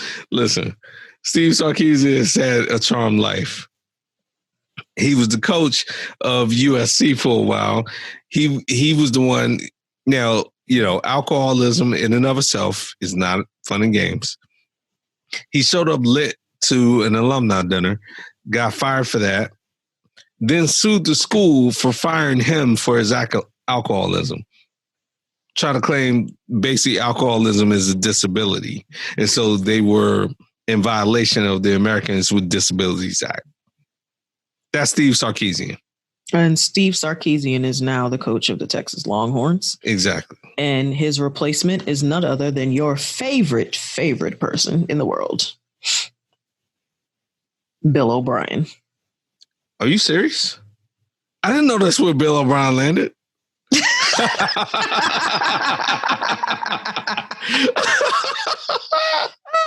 Breaking news to me. I'm so glad I was the one to break that to you. Breaking news to me. Yes. Man, I don't like Bama anyway. Are you serious? Yes, he is the offensive coordinator and quarterbacks coach under Nick Saban. Oh my God. Okay. Yeah. I don't even. I mean, that laughter right there was my reaction to that. I thought you were about to say somebody like Lane Kiffin or somebody. Yeah, Lane Kiffin. Nah, I don't think they ever gonna be back in business together. Right. I'm about to say. I was like, he already got the job, and it wasn't Matt Patricia because I heard he's already back in New England with Billy B. Yeah, it's been a bunch of coaching changes though. Your defensive backs coach left, and I think is at Northwestern. The Baltimore Ravens defensive back coach is now at Vandy. And the Cowboys defensive back coach is now someplace at a college. Like these DB coaches out here. I mean, getting these how hard is it to coach DBs at this point? It must be actually really hard because they've legislated cornerback play damn near out the league. Like you can't even touch a receiver. Yeah, now they're all defensive coordinators at Power 5 schools. So that's interesting. Yeah, as a DB coach, you get the benefit of the doubt.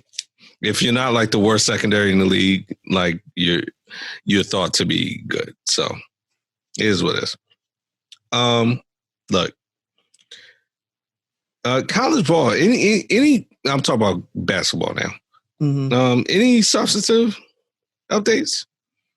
I really just started watching it again like last night because a lot of so many games have been canceled. Yeah, hard to keep up. Gonzaga's still forging through, undefeated, number one. Virginia's leading the ACC.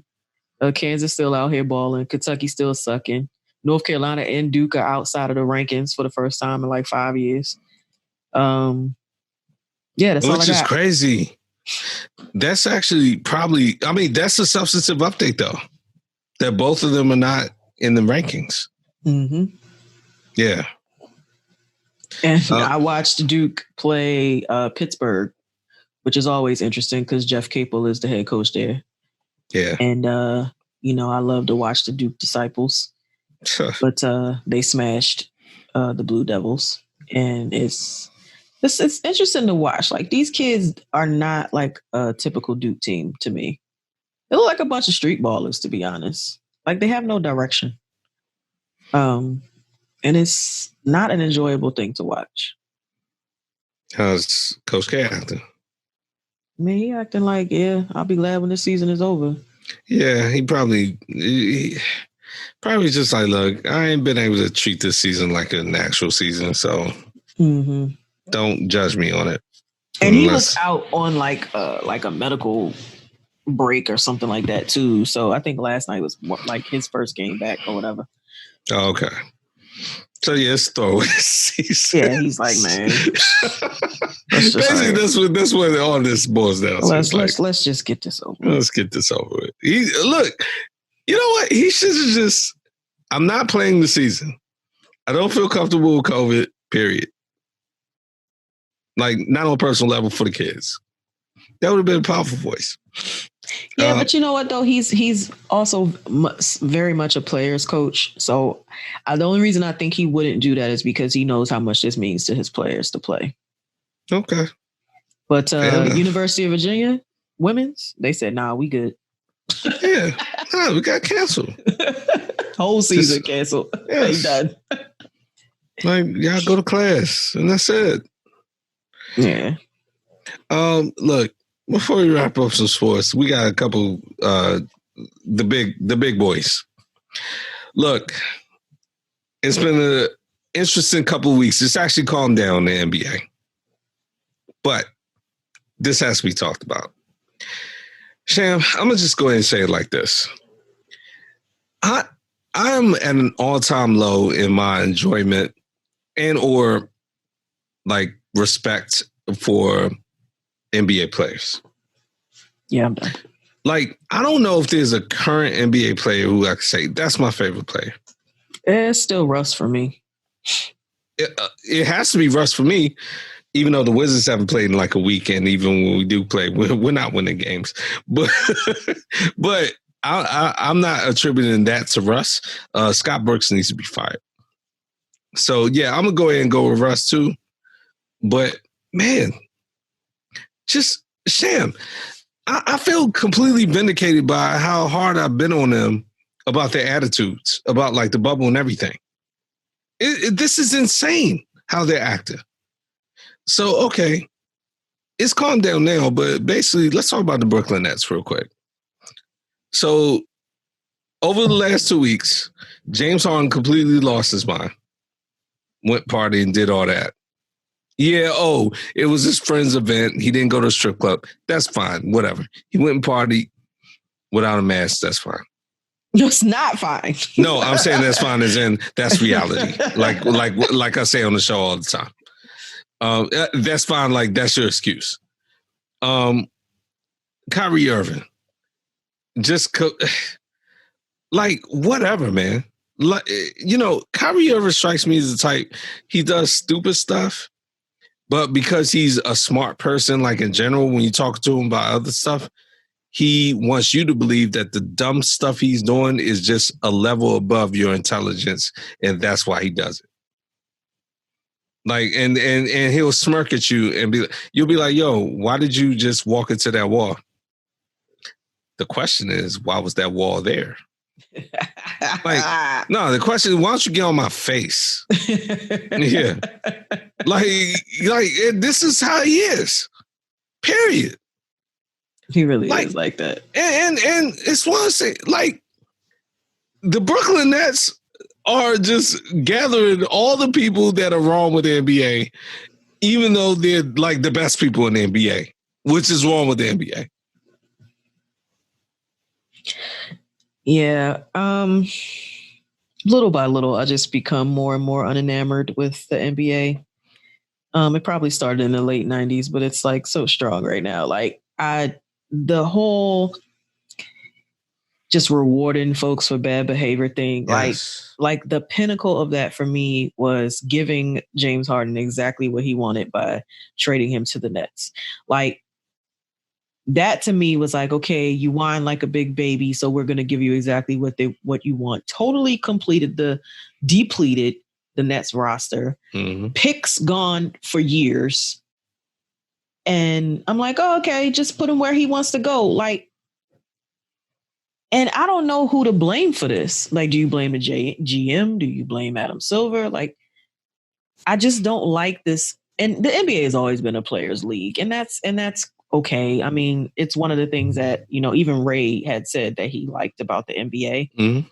but not to the degree of them just running roughshod over like an entire organization. Yeah.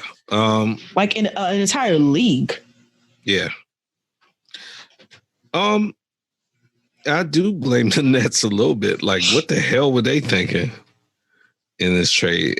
Even if they won I don't know if they're going to win the ship this year, period, anyway.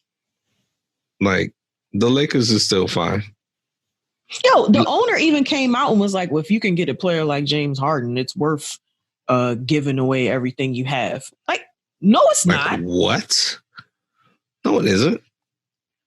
And if you believed any of the like million stories that came out of Houston for 2 seconds, James Harden, yeah, he's gonna score.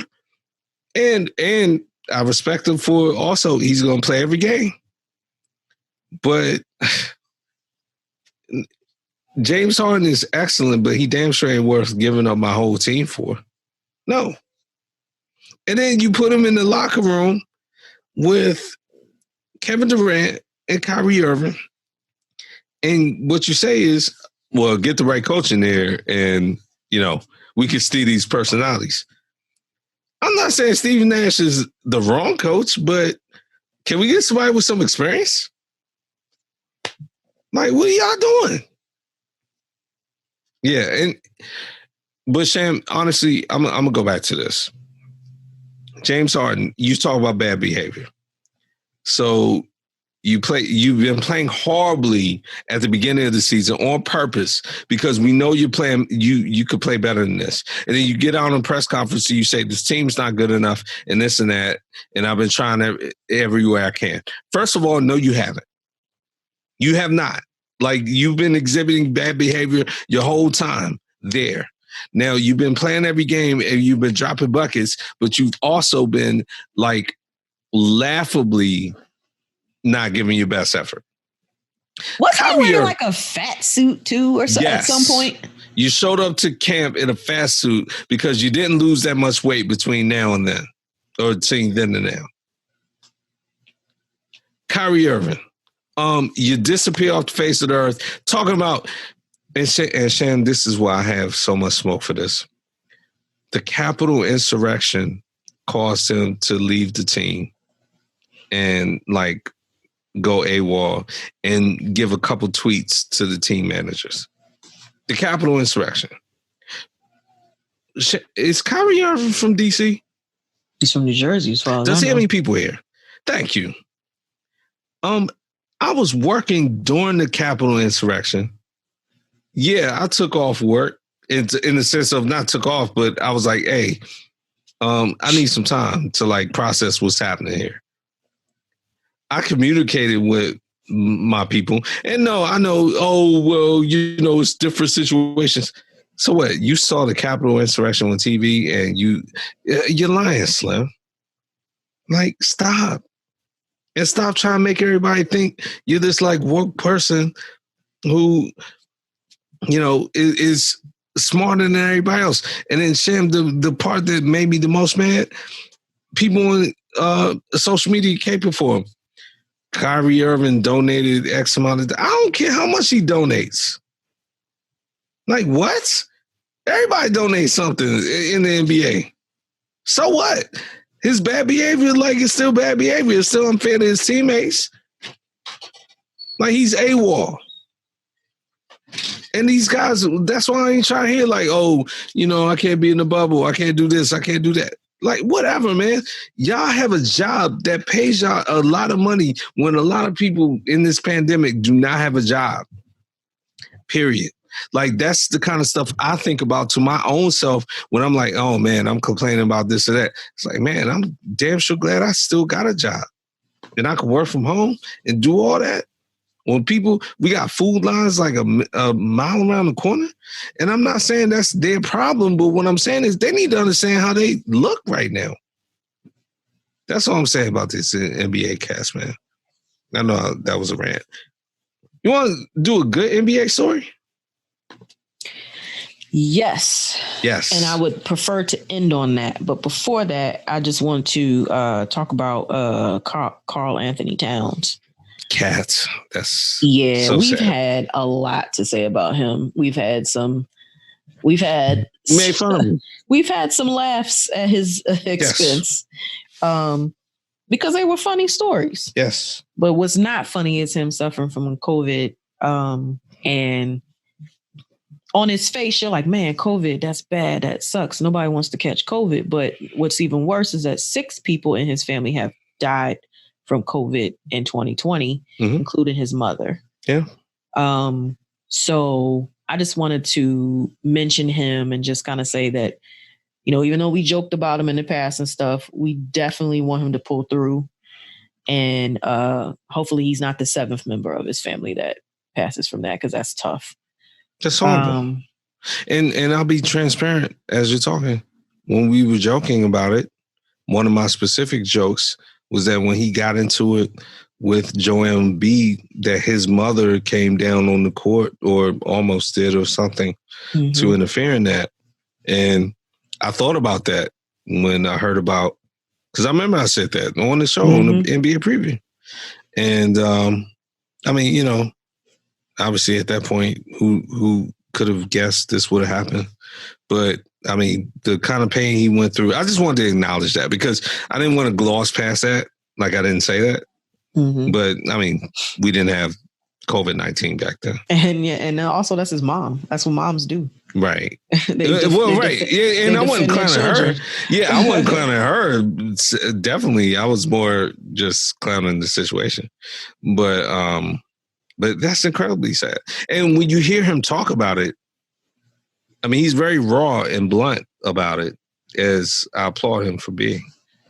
And yeah, it's incredibly sad. I did not know he was dating Jordan Woods, though. So that's something else. I didn't either. That's a whole nother story. Keep her away from Jimmy B. Keep her away from Tristan Thompson. Anyway, so that's it. We hope he's okay. But yes, this good news update is about Delonte West. So we talked about Delonte West, who was a former Cleveland Cavalier. He also played for the Dallas Mavericks, which is how Mark Cuban got to know him. And so I went on a rant about how every time you would see a story about Delonte West, he was homeless, on the street, drugged up. People was always putting making World Star videos, putting them on YouTube. And then Mark Cuban found him one day, brought him to Florida, and put him in a rehab facility. So now he will be working at that facility. So he's obviously drug-free now and rehabilitated, which is awesome. Yeah. And now he's working at the rehab facility in Florida where he got clean. And that's just a great story. It is awesome that he's working there. Like, not just getting clean, but helping other people. Yeah. Nah, that's... The story never ends until it ends, but man, I like the way the way this story is tracking. Exactly. Yeah. So that's a nice quote unquote wrap up for us. Hopefully that's the wrap up in the sense of the direction it's going. Yeah. So, yeah. Good to hear. Awesome. NFL. Speaking of wrapping up, man, it's winding down. Yeah. So look, we got some endings of some careers. Yeah. So, Drew Brees and Phillip Rivers. So the Phillip Rivers one was kind of a surprise because didn't Frank Reich just say like 2 weeks ago or 3 weeks ago that Phillip Rivers had like years left in him? Or something? He did. That was just a nice thing to say. And even Frank Reich feels like that. Phillip Rivers is not interested in doing anything except making some money and having some kids. He's got like 9 of them, I think. Exactly. Having some more. Right. And I'm cool with that. Dude, retire. Spend time with that tribe you got. You got like a whole bunch of kids. Drew Brees was kind of like teetering on it. Yeah. And then I guess, look, after that game against the Bucks last week, yeah, I was thinking. My whole thing about Brees this year, I think Sean Payton did him a big disservice. That injury to Brees in the middle of the season was catastrophic. Mm-hmm. Like he had multiple broken ribs on both sides of the rib cage. It was just, when it was described at the time, it was like, hopefully he can return this season. At least 8 weeks. He returned like 2 or 3 weeks early. Played horribly, got more hurt then. So I just never felt like the season was on track for him physically like it should have been. You think he should have come back another year after he's really healed? No. Well, no, not at this point. I feel like the damage has been done. I feel like they should have allowed him to heal properly because he's very old this season. And if that had happened, I would have had some second thoughts about maybe next season.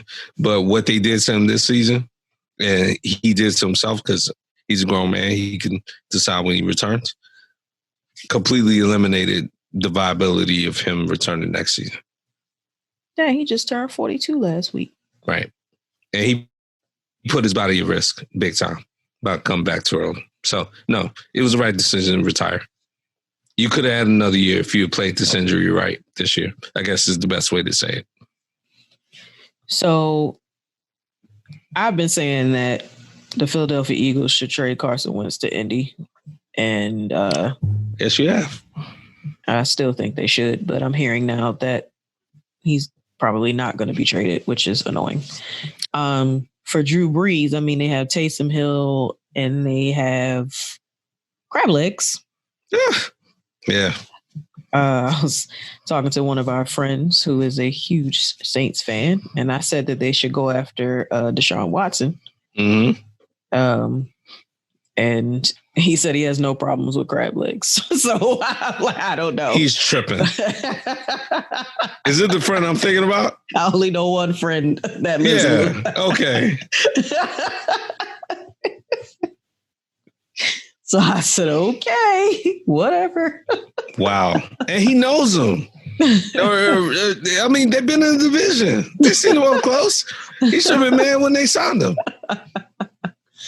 Yeah. I think he's still mad about the Bridgewater thing, though. Yeah.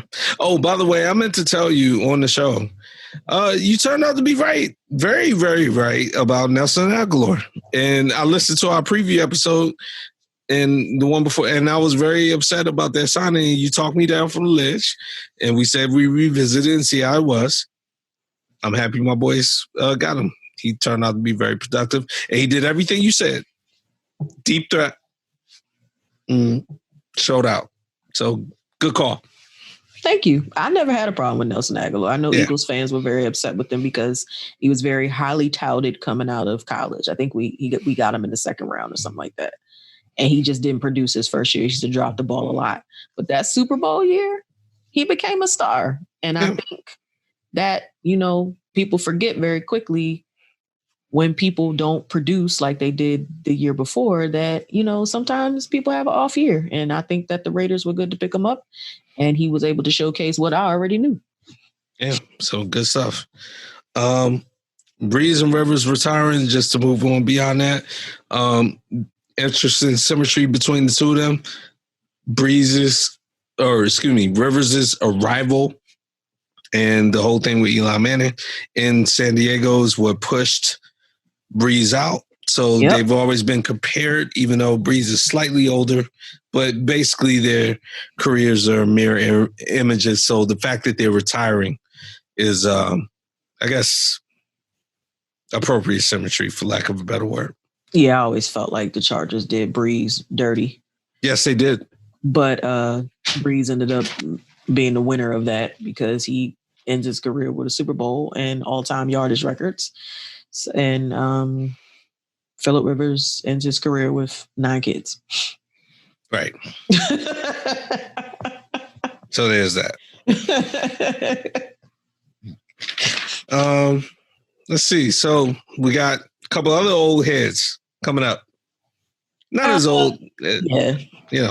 Tom's old. Tom's old. But, he's avocado shakes are working. So I ain't going to make too much fun of him. Tom, tighten up. Tom always tightens up. And look, I stand by everything I said about Tom over the course of the season.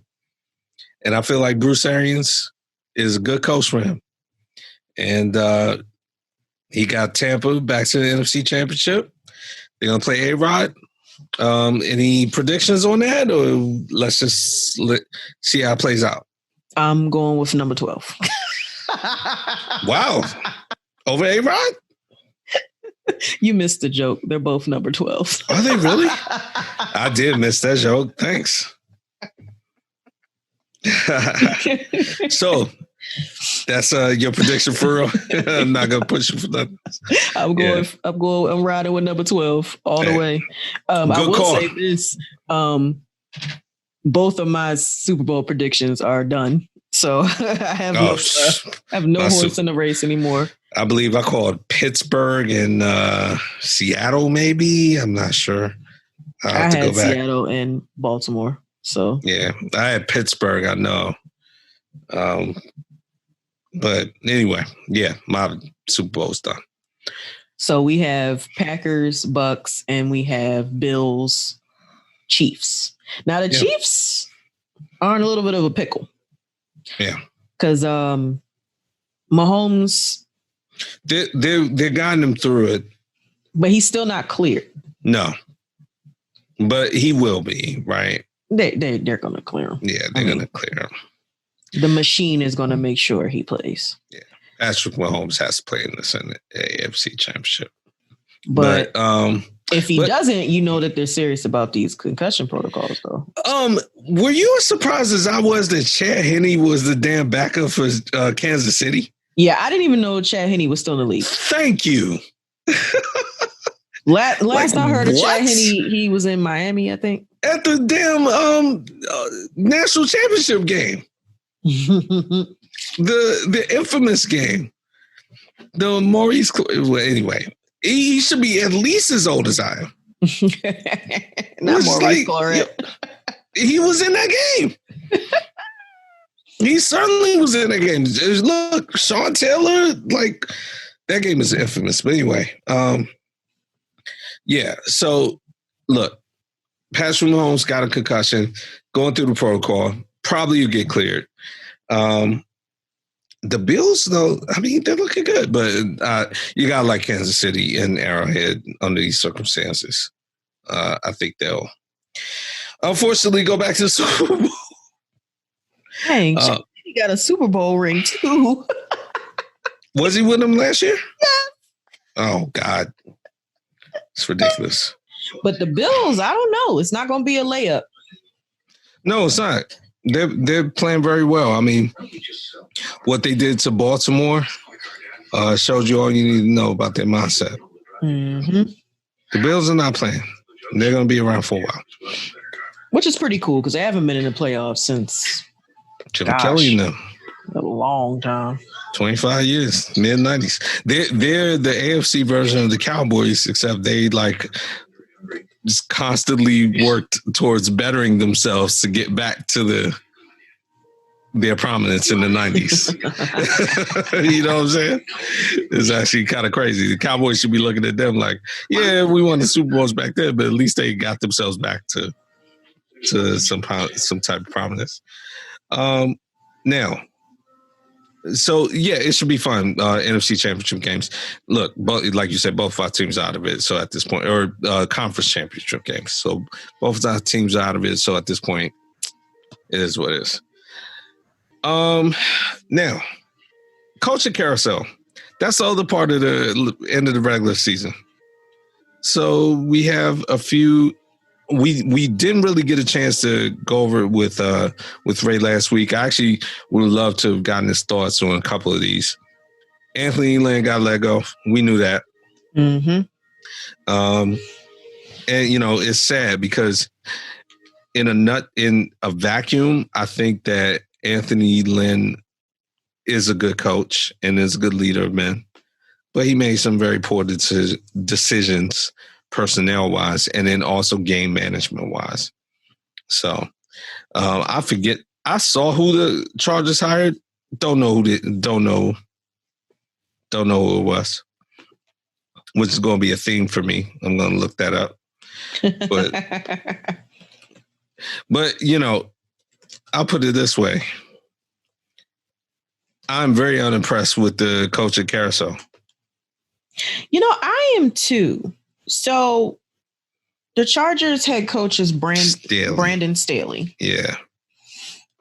And he was an assistant on the Rams. He was the assistant And then so they also lost another assistant who's going with Staley.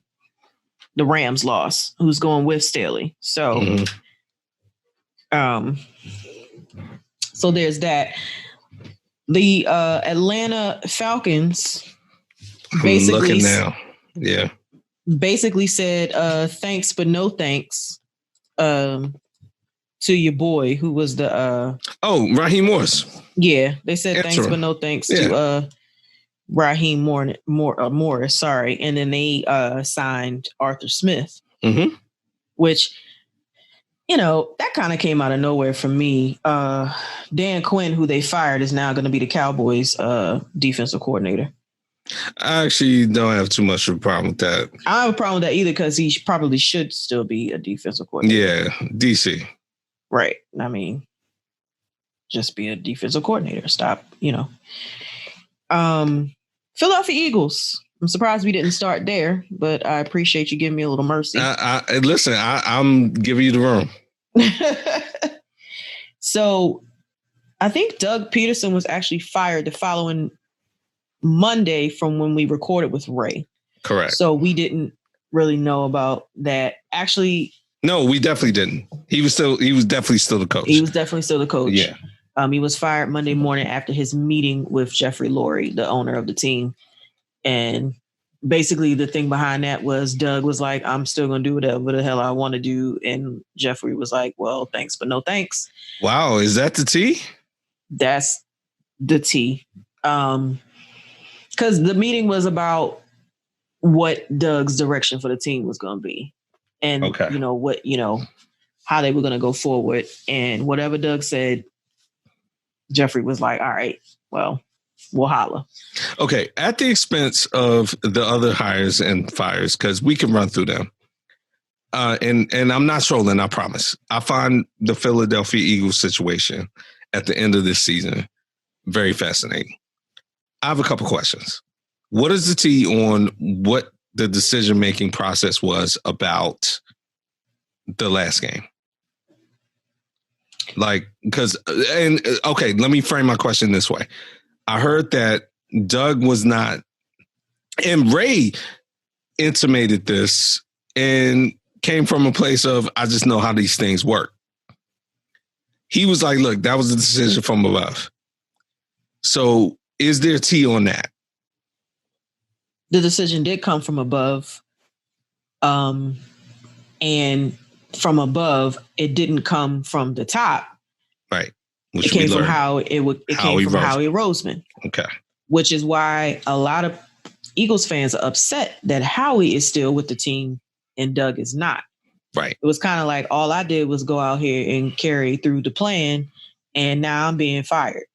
But Howie, and I posted this on our page. I'm like, Howie must know where all the bodies are buried, because Howie has survived Andy Reid, Chip Kelly, and Doug Peterson. Howie got demoted and then got his job back after Chip Kelly was fired, and Howie is still around. Howie hasn't drafted us a Pro Bowler since Fletcher Cox. I know it must have pains you to say that name, but that was a while ago. Wow, Howie. Really? Is that really though? Who drafted Wentz? Howie. Didn't Wentz make the Pro Bowl? No. Carson Wentz has never made the Pro Bowl? Why would he make the Pro Bowl? He's always been injured. He got injured at the end of that season that y'all went to the Super Bowl. Yeah, and how has he played since? No, but my point is, at minimum, that was a Pro Bowl season leading up to that point, and he got injured at the end of it. And the Pro Bowl was a regular season award. He didn't finish out the regular season, though. You don't have to make the. I'm stunned that he didn't make it. That I'm not saying I don't believe you. I'm just saying I'm stunned that he didn't make it that season. He actually did make it that season. Oh, okay. Okay. Yeah. I'm not crazy. Yeah, but it's been a while, and that's the point. Okay. Yes. All right. Listen, the record is the record for Howie Roseman. Period. Right. Wow. But yeah. So they hired. So fast forward to yesterday, they hired Indianapolis Colts offensive coordinator Nick Sirianni as the head coach, which is kind of ridiculous because they went through all these people they wanted. First they wanted Salah, but he went somewhere. Saleh, sorry. Yeah. He went someplace else. Then they were talking about Josh McDaniels, which I'm not upset about that. You dodged the bullet right there. Exactly. Yeah. They interviewed Deuce Staley, Rooney Rule. But here's my thought. Doesn't that make you mad though? Because you actually wanted him to have the job. I did, but here's what I have to also consider. I think back to when I was assistant manager at Lids, and my regional manager came to me and gave me my own store. I was supposed to run the store at the Tanger Outlets in Oxon Hill. Okay. Even though that was a promotion, I didn't want it.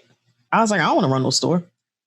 And I kind of feel like, as much as I wanted Deuce to be the person, it also makes me feel like, well, maybe Deuce don't want to be a head coach. And there are probably some guys like that. You're right. Maybe he's okay with being a running backs coach and an assistant head coach. This is my lane. This is my lane. I'm trying to stay in it, blah, blah, blah. So I thought about that. I was like, he may not want it. I mean, because the name Deuce Staley came up in Jeffrey Lurie's press conference the day after Doug Peterson was fired. Like he said, we want to bring in Deuce. We're going to interview him. No one asked him about Deuce. He brought the name up himself. So it made me kind of think, well, maybe they had a conversation and Deuce was like, nah, I'm good. You never know. And to bolster that point, you never know. But the fact that he hasn't come up in other teams' interviews. If a guy wants to be a head coach, he goes out and interviews with other people. That part. Yeah. So, I mean, you hear somebody like Eric Bieniemy, who should be a head coach by now. He goes out and takes interviews with everyone else. Deuce Staley's been in that organization. So that would lead a lot of credence to that point. Absolutely. Yeah. But guys have been getting shafted, though. I mean, I'm glad Saleh got his job. But that being said, Bieniemy not being a head coach, like, okay, Robert Saleh, who we were talking about, I don't even know if we said his first name, but Robert Saleh is now the coach of the Jets. Mm-hmm. You talked about Brandon Staley. Urban Meyer is now the coach of the Jaguars. Okay. Dan Campbell, he was the assistant for a while, but he's now the coach of the Lions, and you mentioned Arthur Smith. So this is the NFL right now. Now, Deshaun Watson is talking about leaving Houston, but one of the things he wanted to, because I mean, they're just a horrible organization. They've traded everyone, and I'll give JJ Watt some credit. They caught him on camera with Deshaun Watson walking off the field saying, "We wasted another one of your seasons." Did you see that? No. Yeah, it's a video after the last game. They're walking off. He said, man, I apologize. We wasted another one of your seasons. We should have won 11 games this year. And he wasn't saying it like because of you. He was saying, in spite of your good play, we still played terribly, and I apologize to you. JJ Watt said that to Deshaun Watson. And that's why Deshaun Watson feels how he feels. But the point being, one of the things that has been cited as maybe being a factor in him staying is he wants to bring in somebody like Eric Bieniemy, and the team's not doing it. Well, that's the kind of shit. The other problem is, and it starts back to when they hired the GM. He was told that he would be a part of the process, or that, he would at least know who the candidates were and would meet them or something like that. Right. And they went and hired the GM and didn't say a word. He found out about it when everybody else did. Exactly. So it's rooted in beyond the fact that they wasted his entire season. Well, it first started with the trading of D-Hop. Exactly. Then he wasted a season. Then they lied to his face and said that he would be part of the GM hiring. And now they hire a coach that's not somebody he wants to play for. So I I don't even see him staying unless they just won't let him. They just won't trade him. But it's not going to end well. So I'm looking at these coaching grades, right? They're hilarious. Mm-hmm. Robert Saleh is an A, right? Mm-hmm. Arthur Smith is a B+. Urban Meyer is a B. Brandon Staley is a C+. You get to Nick Sirianni. We got a big old D.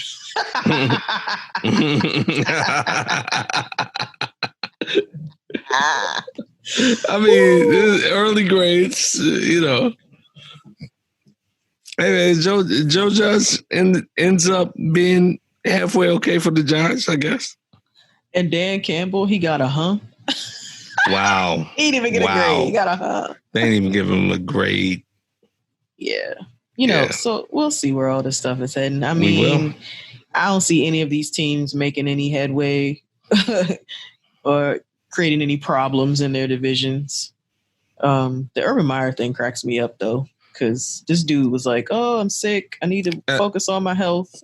It's the second time he said that. Urban, listen, and I love Ohio State. The man cracked his phone, and you know how I feel about that because Tom Brady did the same thing. Yeah, like you get no messages out of here. He went to someone and said, "How do you erase messages off your phone?" He's documented saying this, and also, two times he said, I'm about to have a seizure or heart attack and I need to spend time with my family because it's too stressful. And use that as an excuse to go to another place.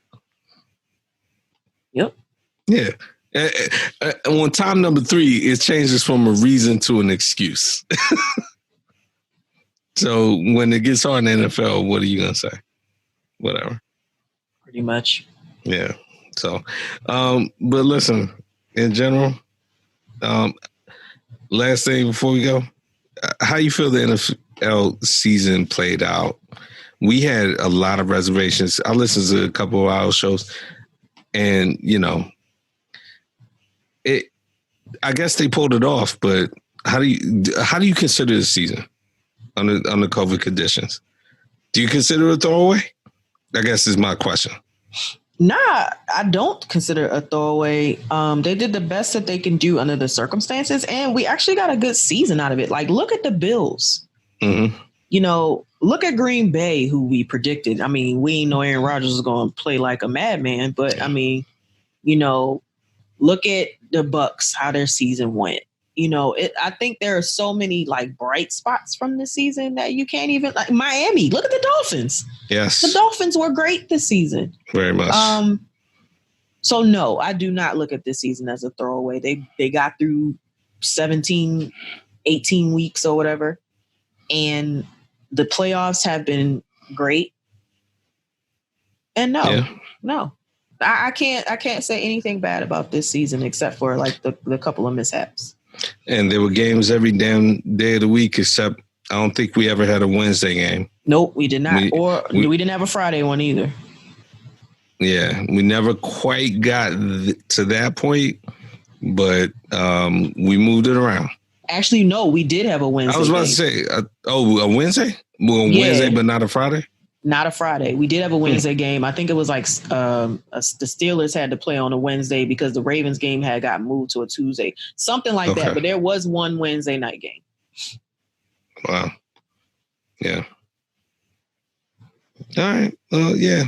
They handled it. They handled it better than I was talking that they would handle it before. I will say that. So speaking of handling stuff, hey, we're 92. We're fastly approaching 100. Are we now? Yeah. And fastly is not a word, but quickly. And how does that make you feel? Great, actually. Any 92 jerseys? Reggie White? No, Jerome Brown. Okay. Oh, yeah. RIP, right? If I'm thinking the right person? Absolutely. No. Reggie White. Oh, Reggie White was 92 too?